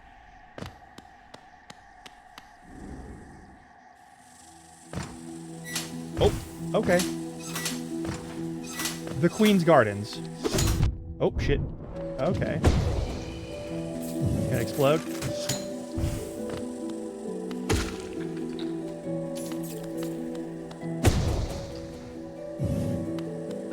Okay.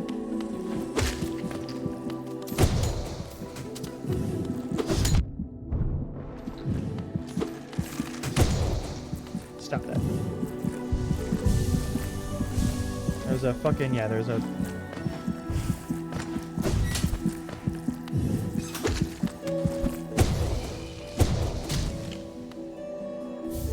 A rancid egg.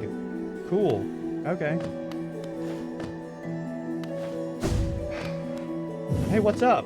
How you doing, buddy? Ah, tiny warrior. Then Then you too come to test yourself against that traitorous tribe? Deadly bunch they are. They're roosted in these glades. I'd once have stayed well clear of them, but your actions have shown me the truth of it. We must face down our fears or be defeated by them. If we both make it through, we can swap stories of our adventures. I'd look forward to that. Hell yeah.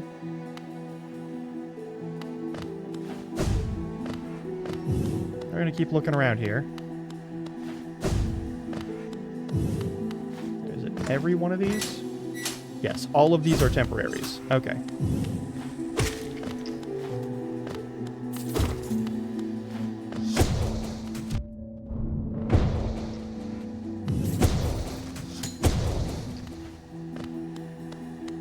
God, that move. Oh.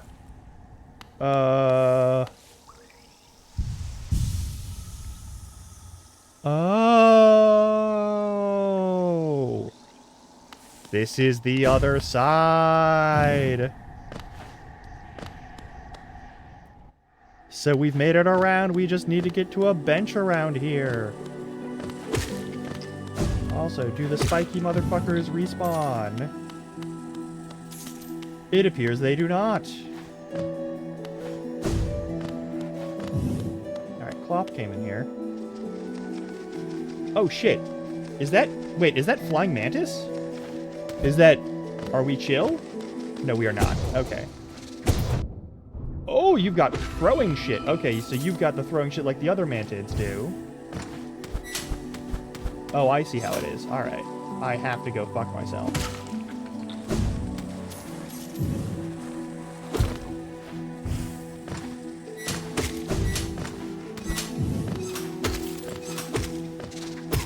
Fuck that. So rude. Oh, and you can't jump through the platforms. Of course not. That would be... How silly of me to assume that that would ever be a thing. Yeah.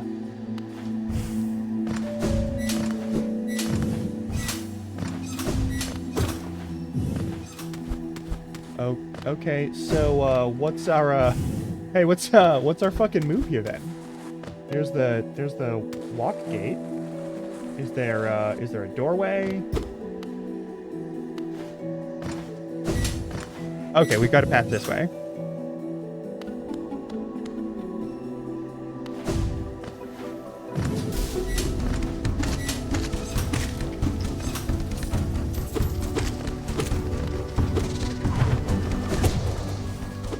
Oh, fuck.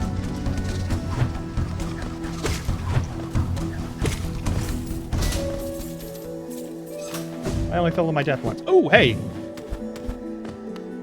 My friend! Uh-oh.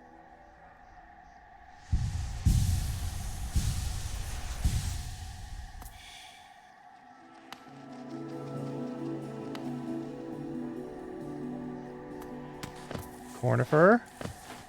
Please tell me you're okay. I hear him. Okay.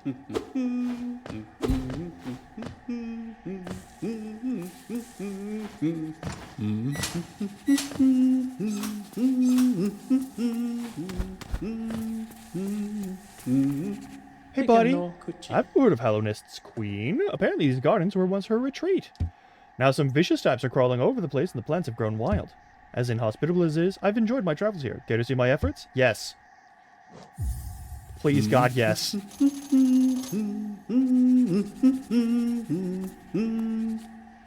Stag station at the heart of these gardens. I would have taken my rest there if someone hadn't gone and locked the door. Yeah, I noticed that. It was kind of suspicious. There we go. And a bench.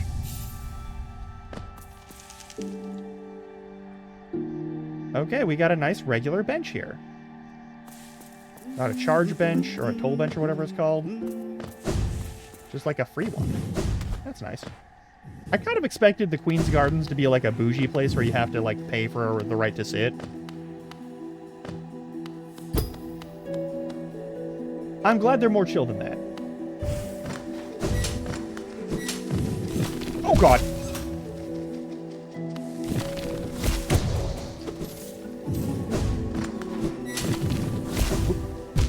God damn it.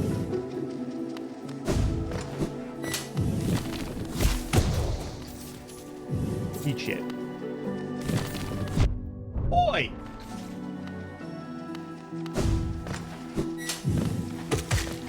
Oh my god. Okay, so the hazards do work on the enemies as well. Alright.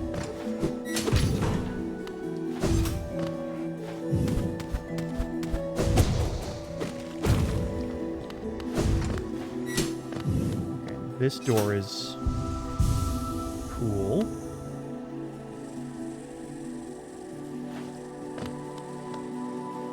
Right? Like, it just seems like if it's called the Queen's Gardens, it's gonna be a place that, like, is trying to nickel and dime you know?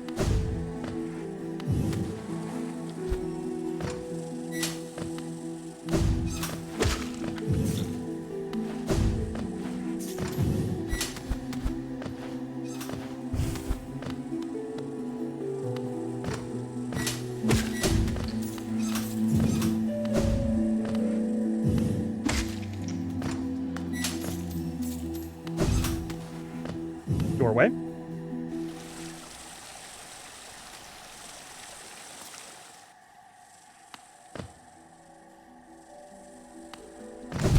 I'm stupid. Also stupid. Why'd I push that button?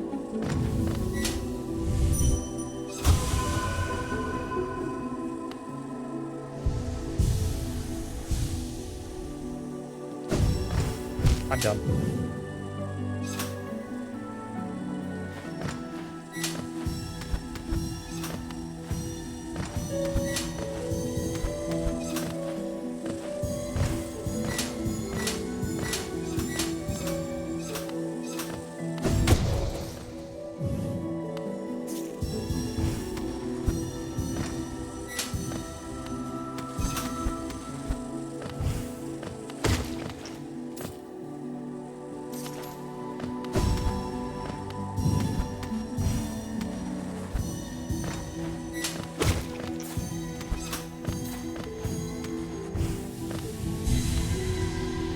Beautiful. All right. There's a big-ass path to the left, and there's sort of a known path to the right. Not really sure what's going to be over there. Okay. But we got to go left if we want to unlock the fast travel spot. Mm-hmm.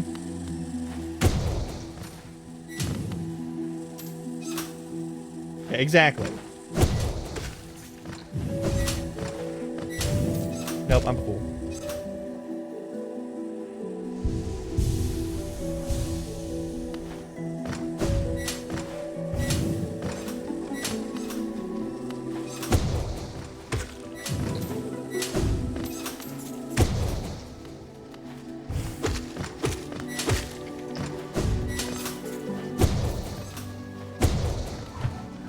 Ow. Well, you paid for that one with your life.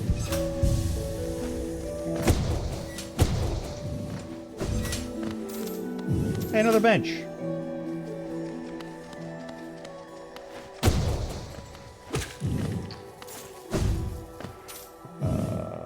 Okay.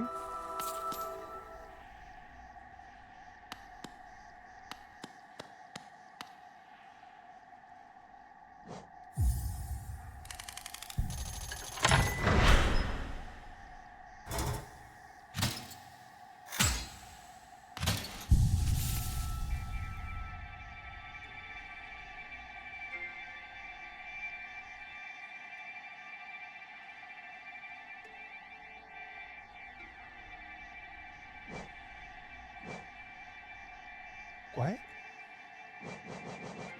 Oh yeah, I have a simple key that's probably for like the...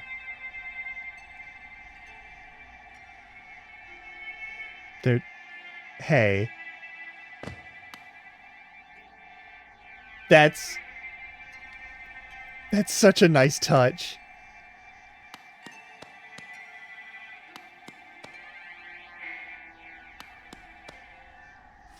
They really did filter it so it sounded like it was being played through a gramophone.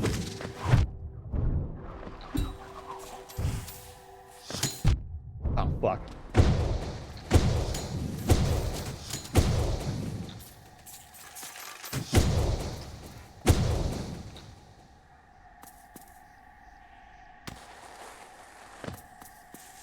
Oh, cool. More precision platforming. Alright, this is fine.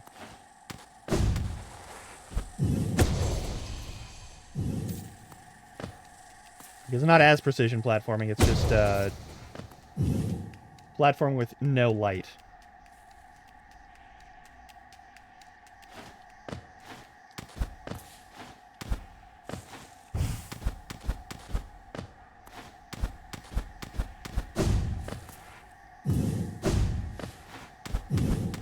Now that we've touched that... Why do I get the feeling... So what's the room below us? It's a big pit? Alright. Well, that's not going to get us to where we need to go. We need to go to the right and then up again. That's our main goal.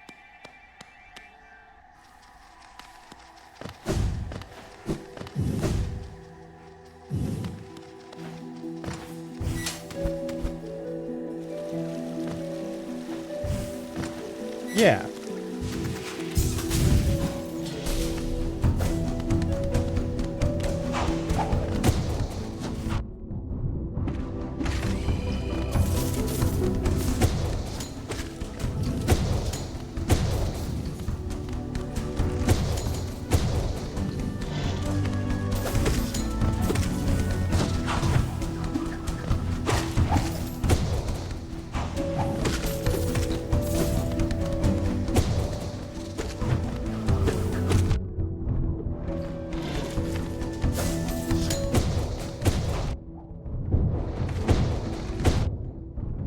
Oops. I'm just fucking spamming the busted move that I have. I should really not do that.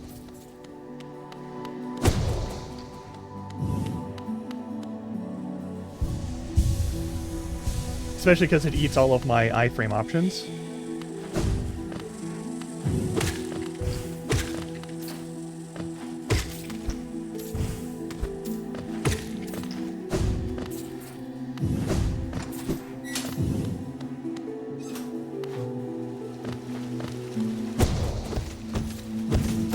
Also doesn't count as extra hits for that.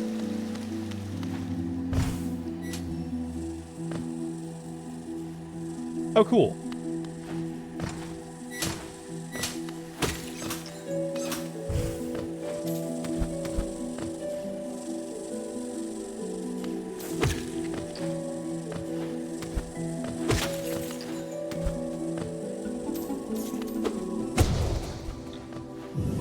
It is still a dash strike at the end of the day. It's got the forward momentum.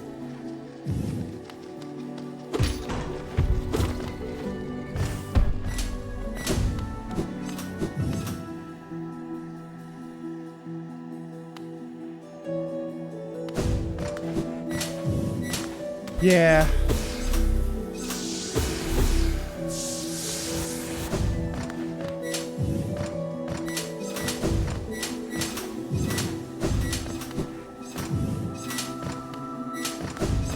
Oops.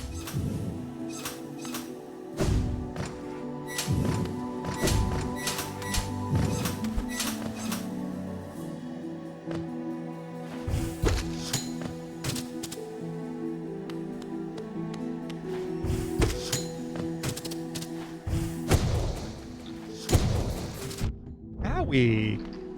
Rude.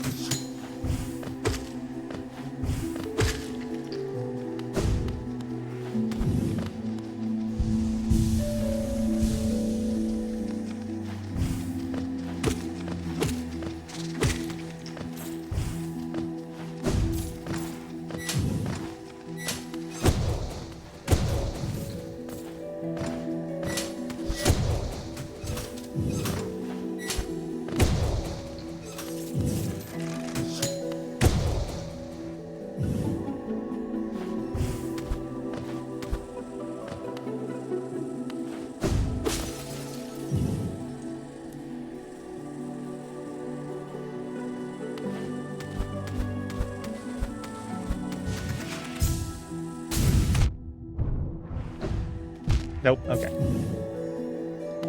I deserve everything bad that happened to me there because that was just me being careless.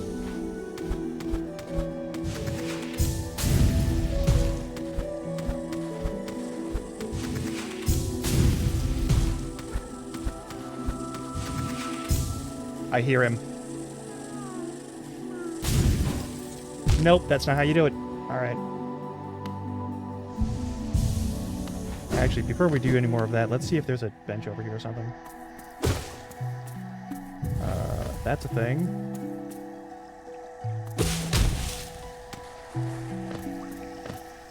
Oh, the once or lens pill being once something I had to make her love is sure a dream. Be wary to wander that place. Okay. And then there's this. Okay, well, we'll fuck with that later.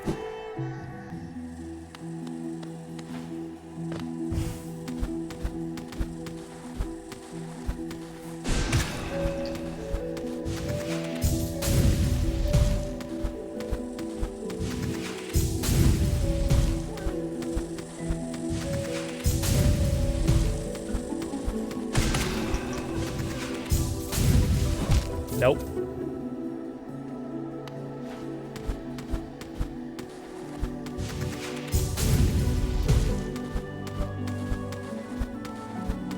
Let me have my fucking...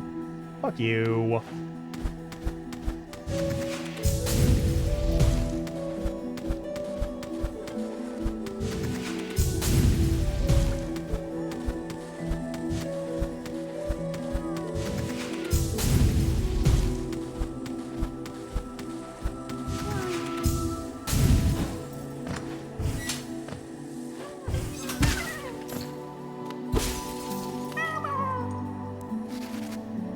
Thank God you weren't the weird fucking mimic one that I found.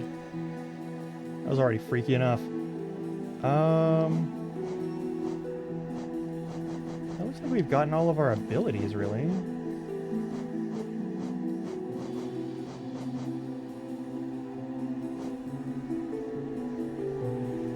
We're here. Going back down might be a little bit easier, but not by much, so that's gonna be weird. And then we'll have to hop back down over there. And take the right-hand path? It looked like there was supposed to be like a stagway though, right?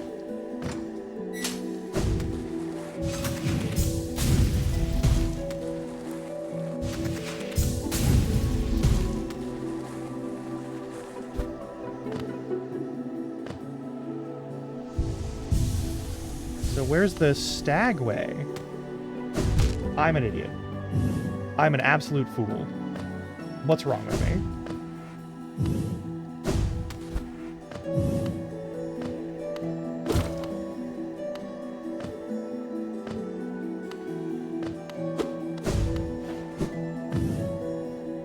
Okay, so over here was this thing.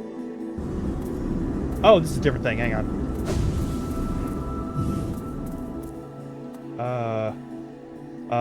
What?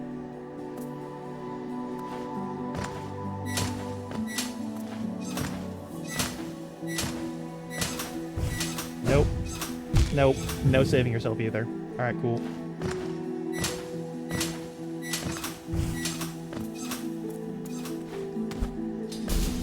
Fuck.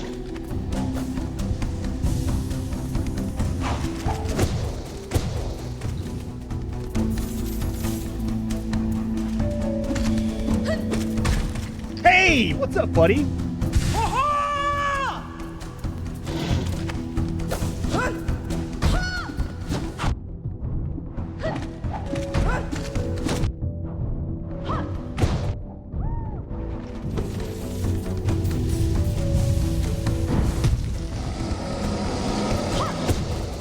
Oh, fuck.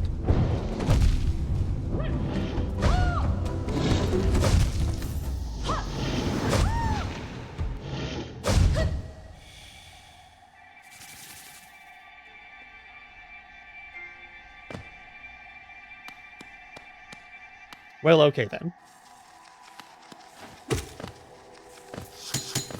Motherfuckers. Stop. No, stop that. Stop. I just wasted all of my fucking juice. There's no point to my... Come on. Come on! All the way the fuck up there? Alright, maybe the green path is better? Hang on. That's where I died. Where's the closest fucking bench? Is it the fucking... that one? Oh, fuck that.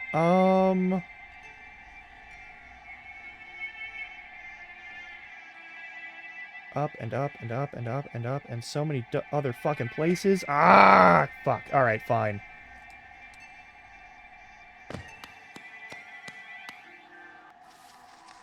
Actually, you know what? No. We're not playing that fucking game.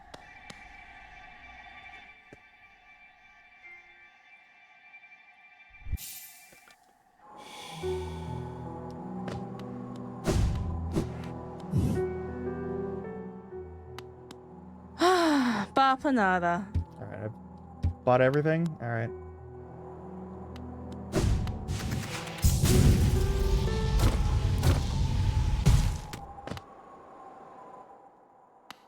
Really? Ci sono Yep. partner. Yep. Yep. Yes. What? Starring. Really?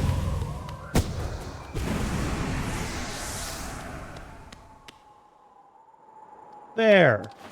Less terrible. And we can fucking hoof it there. But now at least I don't have to worry about, like, having no ability to charge my shit. And also having to fight that thing in and amongst the other motherfuckers. Alright, so how are we getting there, like, good? What's the good path there? I guess Queen Station and then west all the way through? No, you can't do Queen Station because that's where the fucking, like, the bullshit is. There are no good paths there. That is... shit. Alright. So this is where we gotta go.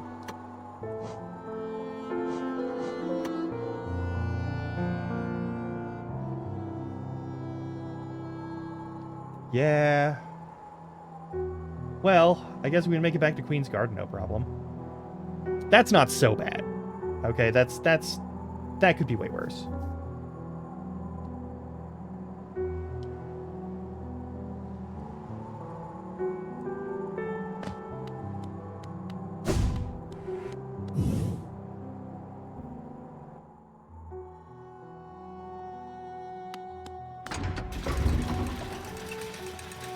I really want to open up the thing for the Queen's Garden for this guy.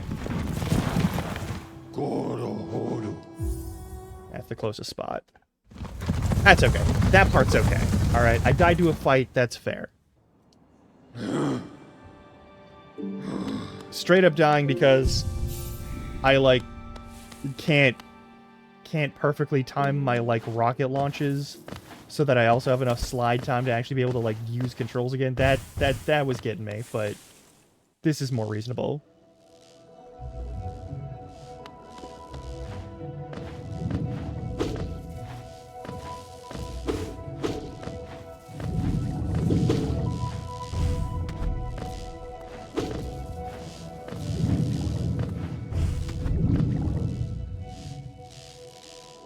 Is there no path through there? Is there ever a point where we become, like, immune to, like...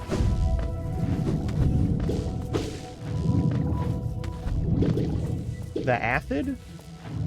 I can't imagine there is. Like, that would be wild. Like, this isn't actually Metroid.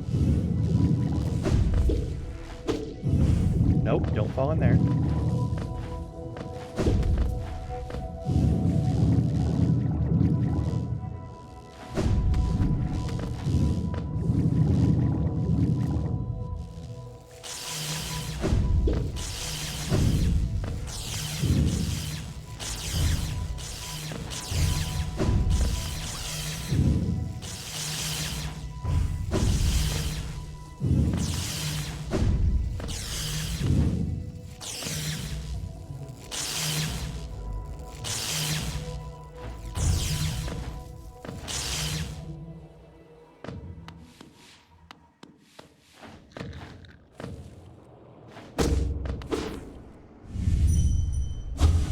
Lost.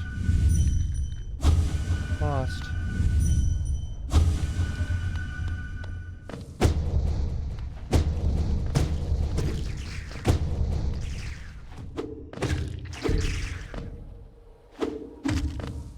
A little extra health to get us to travel safe at least. That's cool.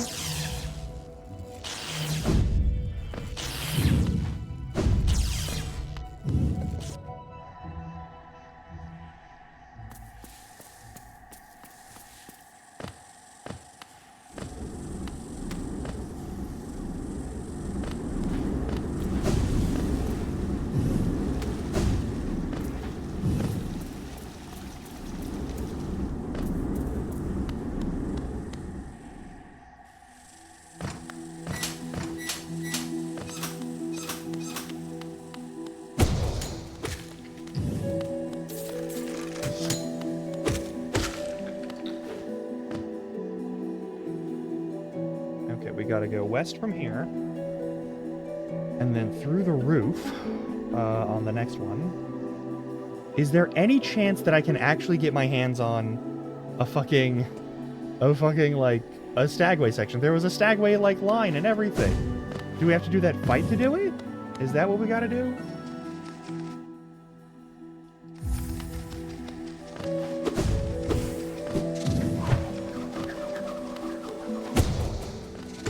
Nope. Alright. No easy pads. Alright. I get you. Alright, that's that way. Yeah, this is the way to the stagway. Is it this door? Oh, fuck. The fuck are you? I'd love to not find out. Metroid-looking motherfuckers. Aw, shit, yeah, alright. Well, you do 1 mask of damage, that's normal. God, that's so busted.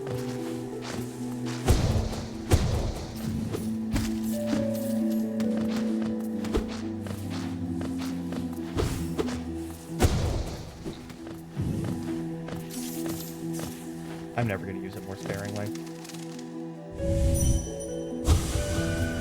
Who's is you?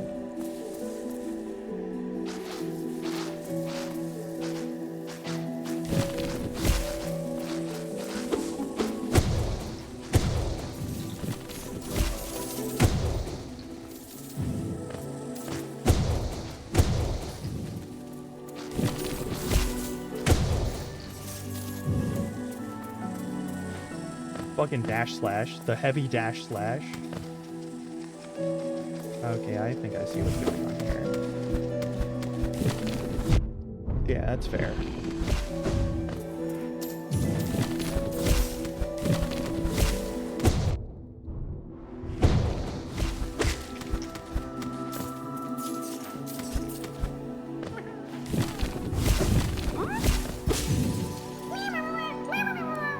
Hell yeah.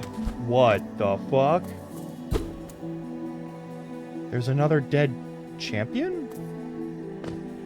They were champions though, for sure.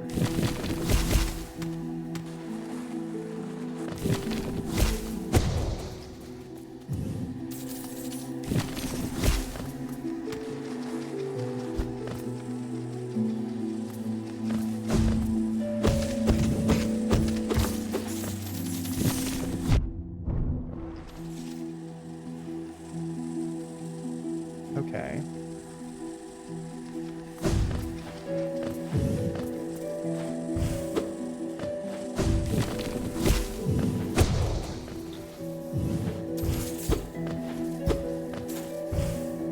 That's not a way up, so that's not anything.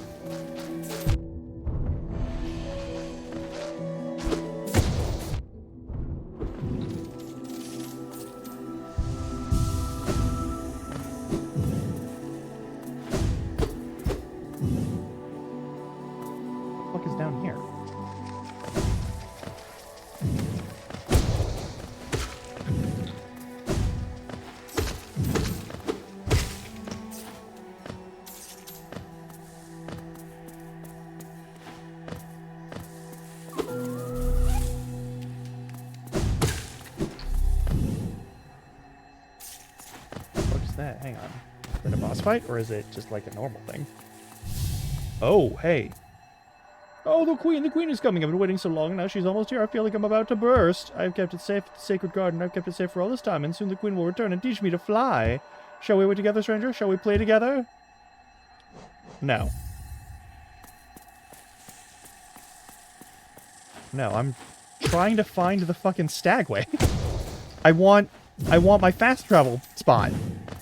Like, come on. Well, there we fucking go. Asked and answered.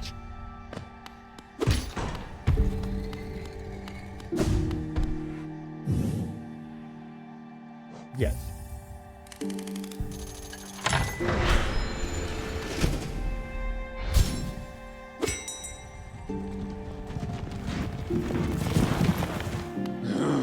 Hey, buddy. Well, you rang the bell. I was around the station existed. It was not often used by the common bugs, being a well-guarded retreat for our late queen. Even as overgrown as they've become, these gardens are still beautiful after all this time. I'm sure the queen would be happy to know that. Let me guess.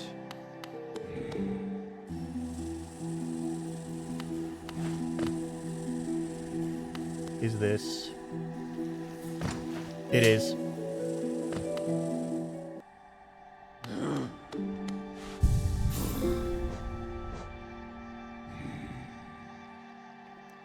This is a nice close-up zone for this section so that we can actually reach that spot. That's fucking wonderful. That is exactly what I was hoping for. Okay. Alright, we go to the right. We deal with the fucking spiky bullshit. That's fine by me. Oh my god. Alright, now we don't have to worry about, like...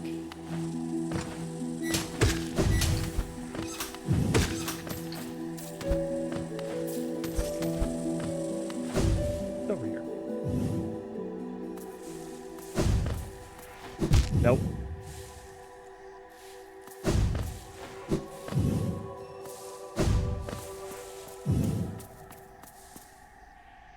Here sleeps the traitor's child. Nope.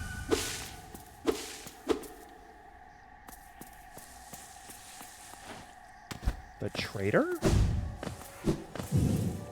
Who's the traitor?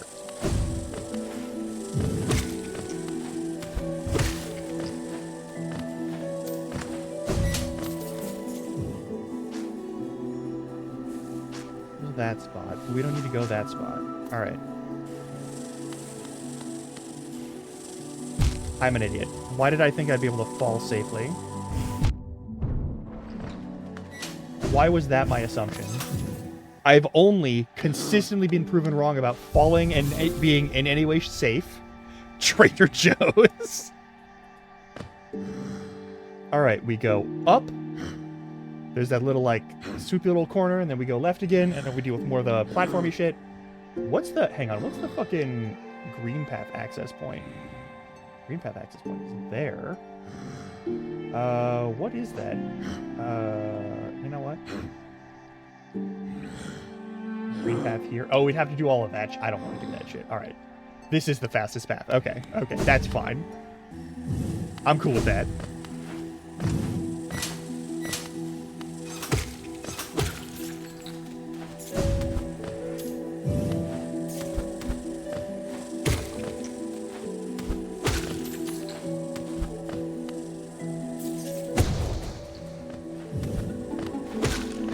Alright, and then we gotta go to the right.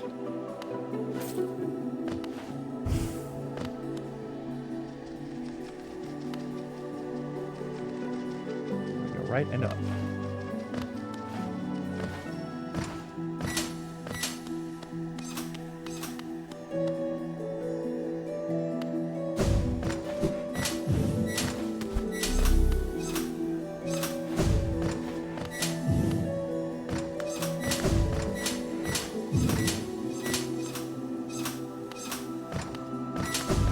No.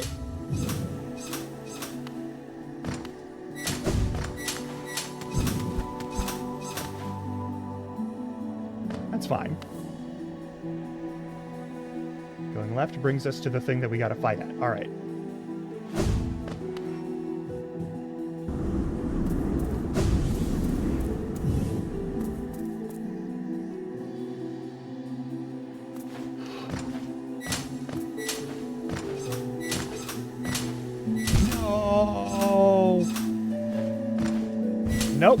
Also no, absolutely not.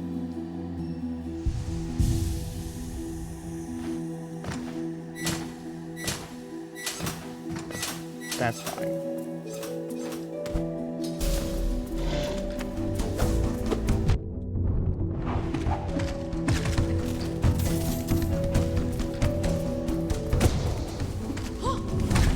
Hell yeah.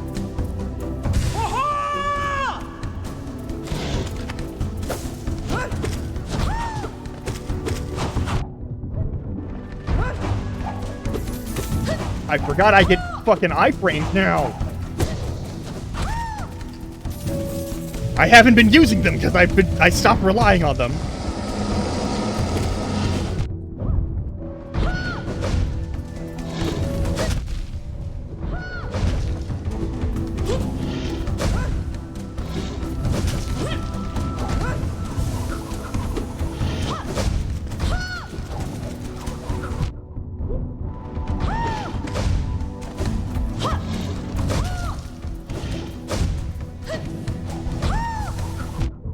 Stop doing that shit! I hate you. I'm dead. And I'm dead again. Cool. Okay, fine. Fuck you too, I guess.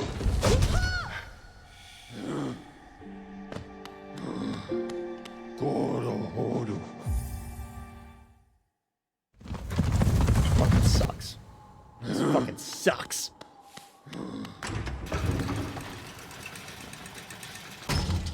Now I have the thing that I wanted that I've been like... Gotta remember how to use it. If I don't use it, what's the point in having it? Gotta relearn my skills. Really? Oh boy, It is kind of rude that they boy. don't give you the iframes at the get-go. Yeah, I'll give you a rancid egg. I want my full juice the whole way through. Otherwise, it's gonna suck for healing and stuff, and having to fight that thing in amongst the other critters. Really?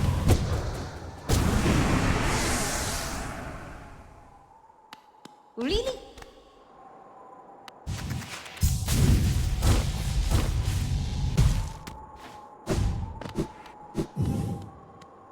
Should I set up a different like thing for this? Hang on. Gains soul when taking damage isn't super useful right now. The spores are good.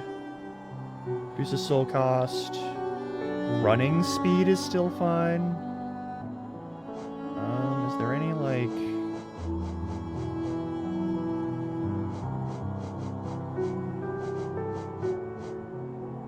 I don't think steady body is super important. The fragiles aren't important. The Balder shell is whatever. Focus their power faster and unleash arts sooner. Charges Dream Nail faster and collect more soul when striking foes.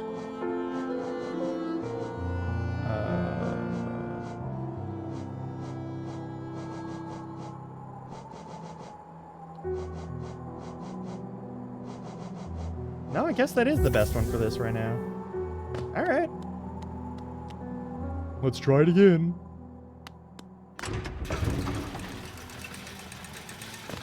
Hang on.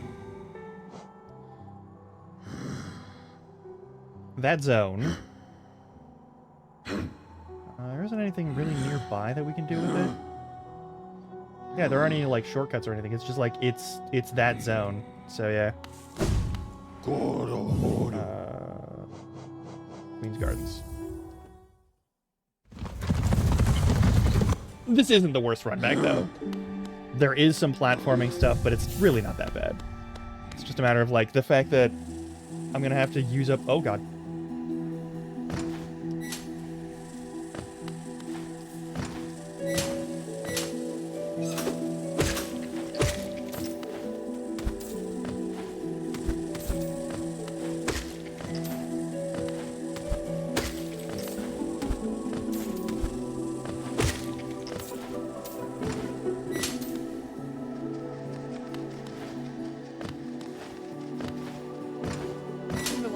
Heavy combat that we have to get between the other.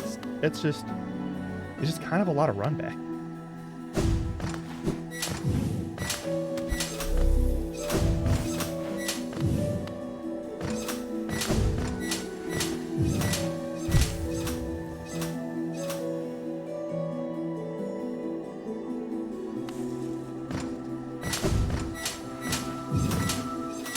At least the blue lives, like the blue masks, give me like enough like mistakes that I can make, so I'm not getting there with like half of my health gone.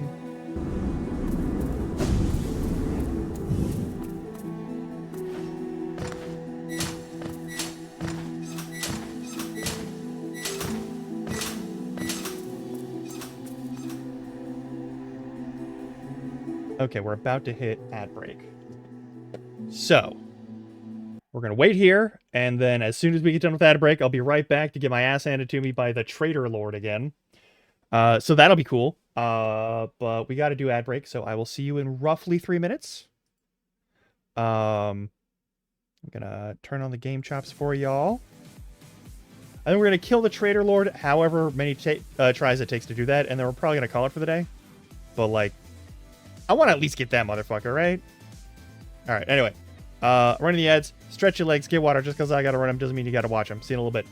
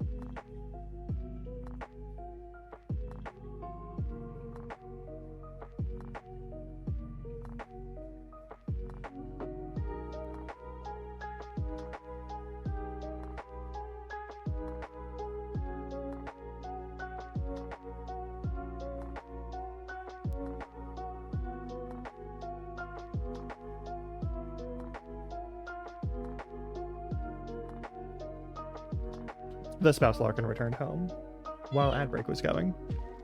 But I'm back now. And it's time to fight a bunch of angry mantis monsters.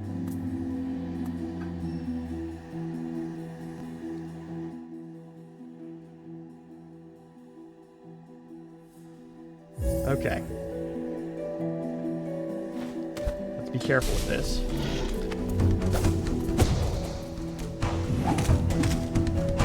Ah.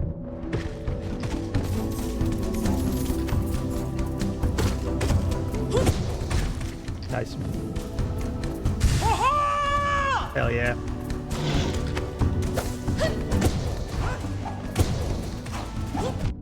God damn it.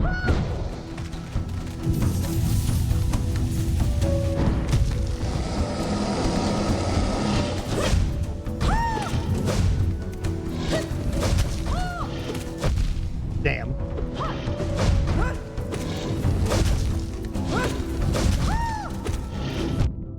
Too early.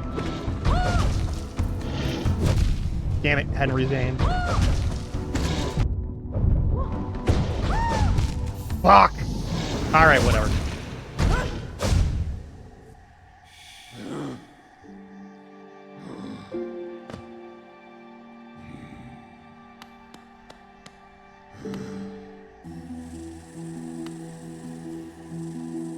I never feel like I have time to heal. Like, I feel like there's never actually time to do any healing. There is no opening for healing. That sounds like my job in its entirety. Fair enough. But most Souls games let you have, like, an opening at some point where you can, like, recover.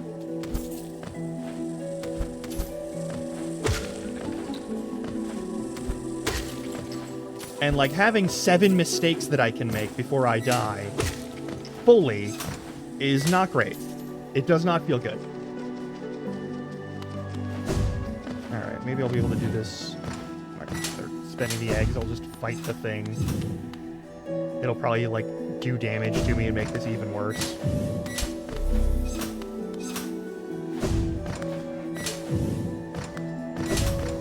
At least I'm getting a little bit better at this.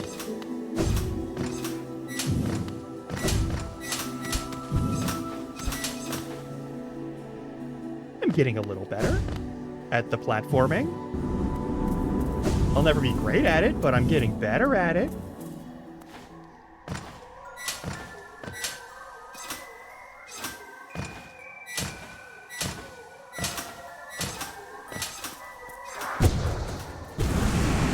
There we go. And hey, I have both of my blue spots now. So hopefully I can do this and not...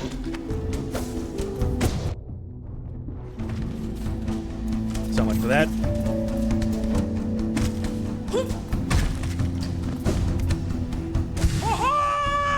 Perfect.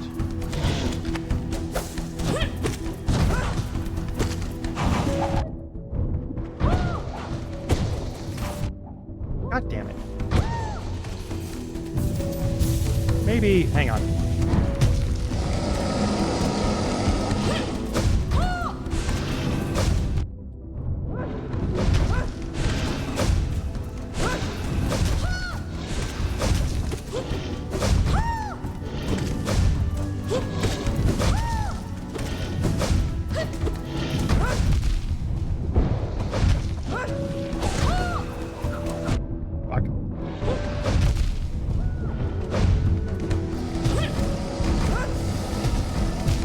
Motherfucker! What the fuck? Well, absolutely fucking bullshit. Absolutely fucking bullshit. Alright, fine. Why is there... is there any way to reduce that cooldown on that thing? So I could dodge, like, a little sooner? Because it does not feel good. Alright, it's better than nothing, though. Like, I just need to, like, retrain myself to actually use it to do the thing that I was hoping it would do in the first place.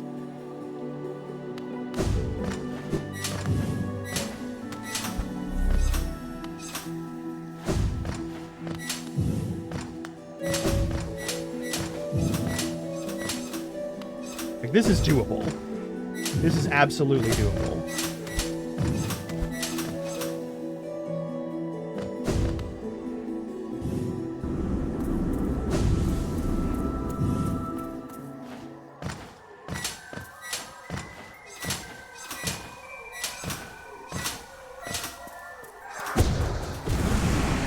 Give me my juice. All right. We just gotta not fuck it up. Don't fuck it up. Don't fuck it up.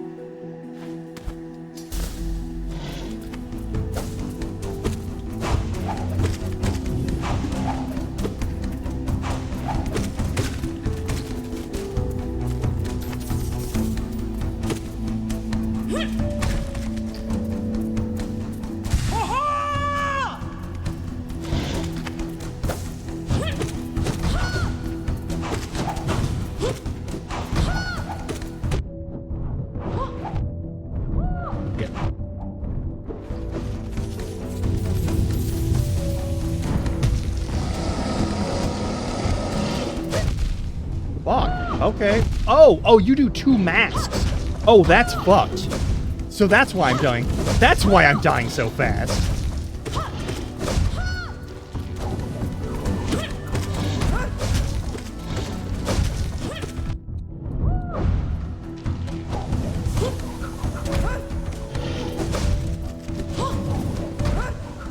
Fuck you. Okay, fuck this. I'm fucked. I'm royally fucked. Okay, there's no way I'm doing this today. There's no way I'm doing this at all. Alright, cool. Yeah, there's no way in hell I'm getting this done. I need to be so much stronger, and I need to take less damage from this motherfucker. What the fuck? Okay, yeah, there's no way we're doing this. There's no way. There's no fucking way. Alright, I gotta figure something else out. I am literally just not good enough at this game to do that. Like...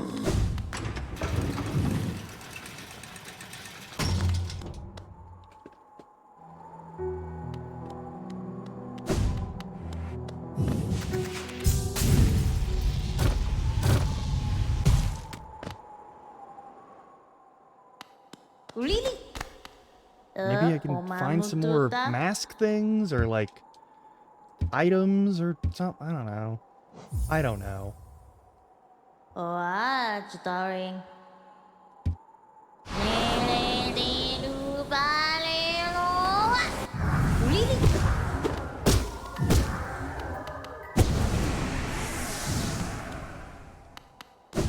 Really?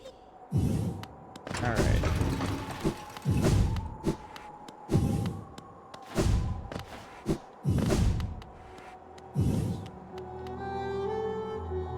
Okay, anything else that we just can't, like, get through or to, perhaps?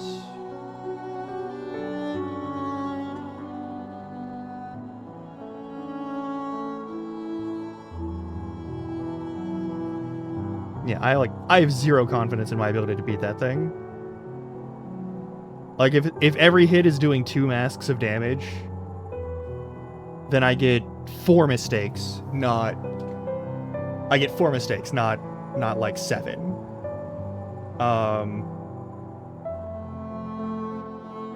Even if I have all the things, that's 5 mistakes, and I need, like... I don't know. I need to be able to make more than 6 mistakes. Maybe if we can pick something up... I have no idea, honestly. I have no idea how to continue with this.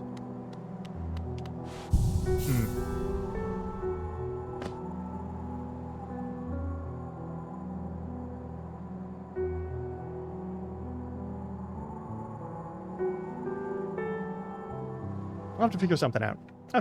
But I will.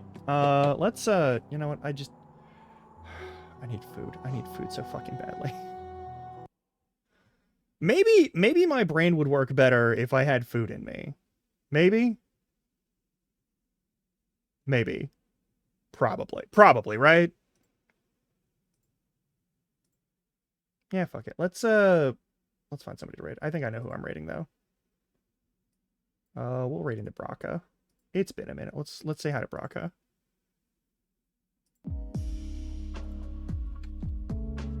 All right.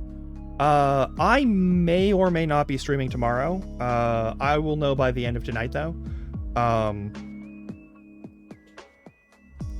And I'll say something over on my Discord. But yeah, let's raid. And if you'd like to use those with me to have a raid, to say hi to Braca.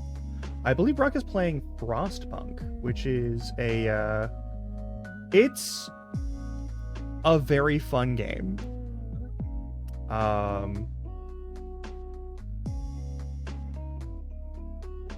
But it's not like a scary game, it's just more of a survival-y game. It's like the world is frozen over and you have to, like, you know, survive and all of that nonsense, like a post-apocalypse thing. Anyway, honestly, I'll probably be back tomorrow, but I can't guarantee it. So like I'll say it's like a 75% chance that I'm streaming tomorrow. And of course there's Wednesday with Howie and Maury and all that nonsense. Thursday I may or may not be streaming. Just kind of depends. And of course Friday we're gonna be finishing out or doing more of the Yakuza. Unless there's something else that comes up that's like really important to do. I don't know. Anyway, I will see you next time. Take care. Be good to yourself. Be good to each other. And just ultimately try not to die. You know how it is. Alright. And say hi to Braca for me. Okay? Okay. Boy.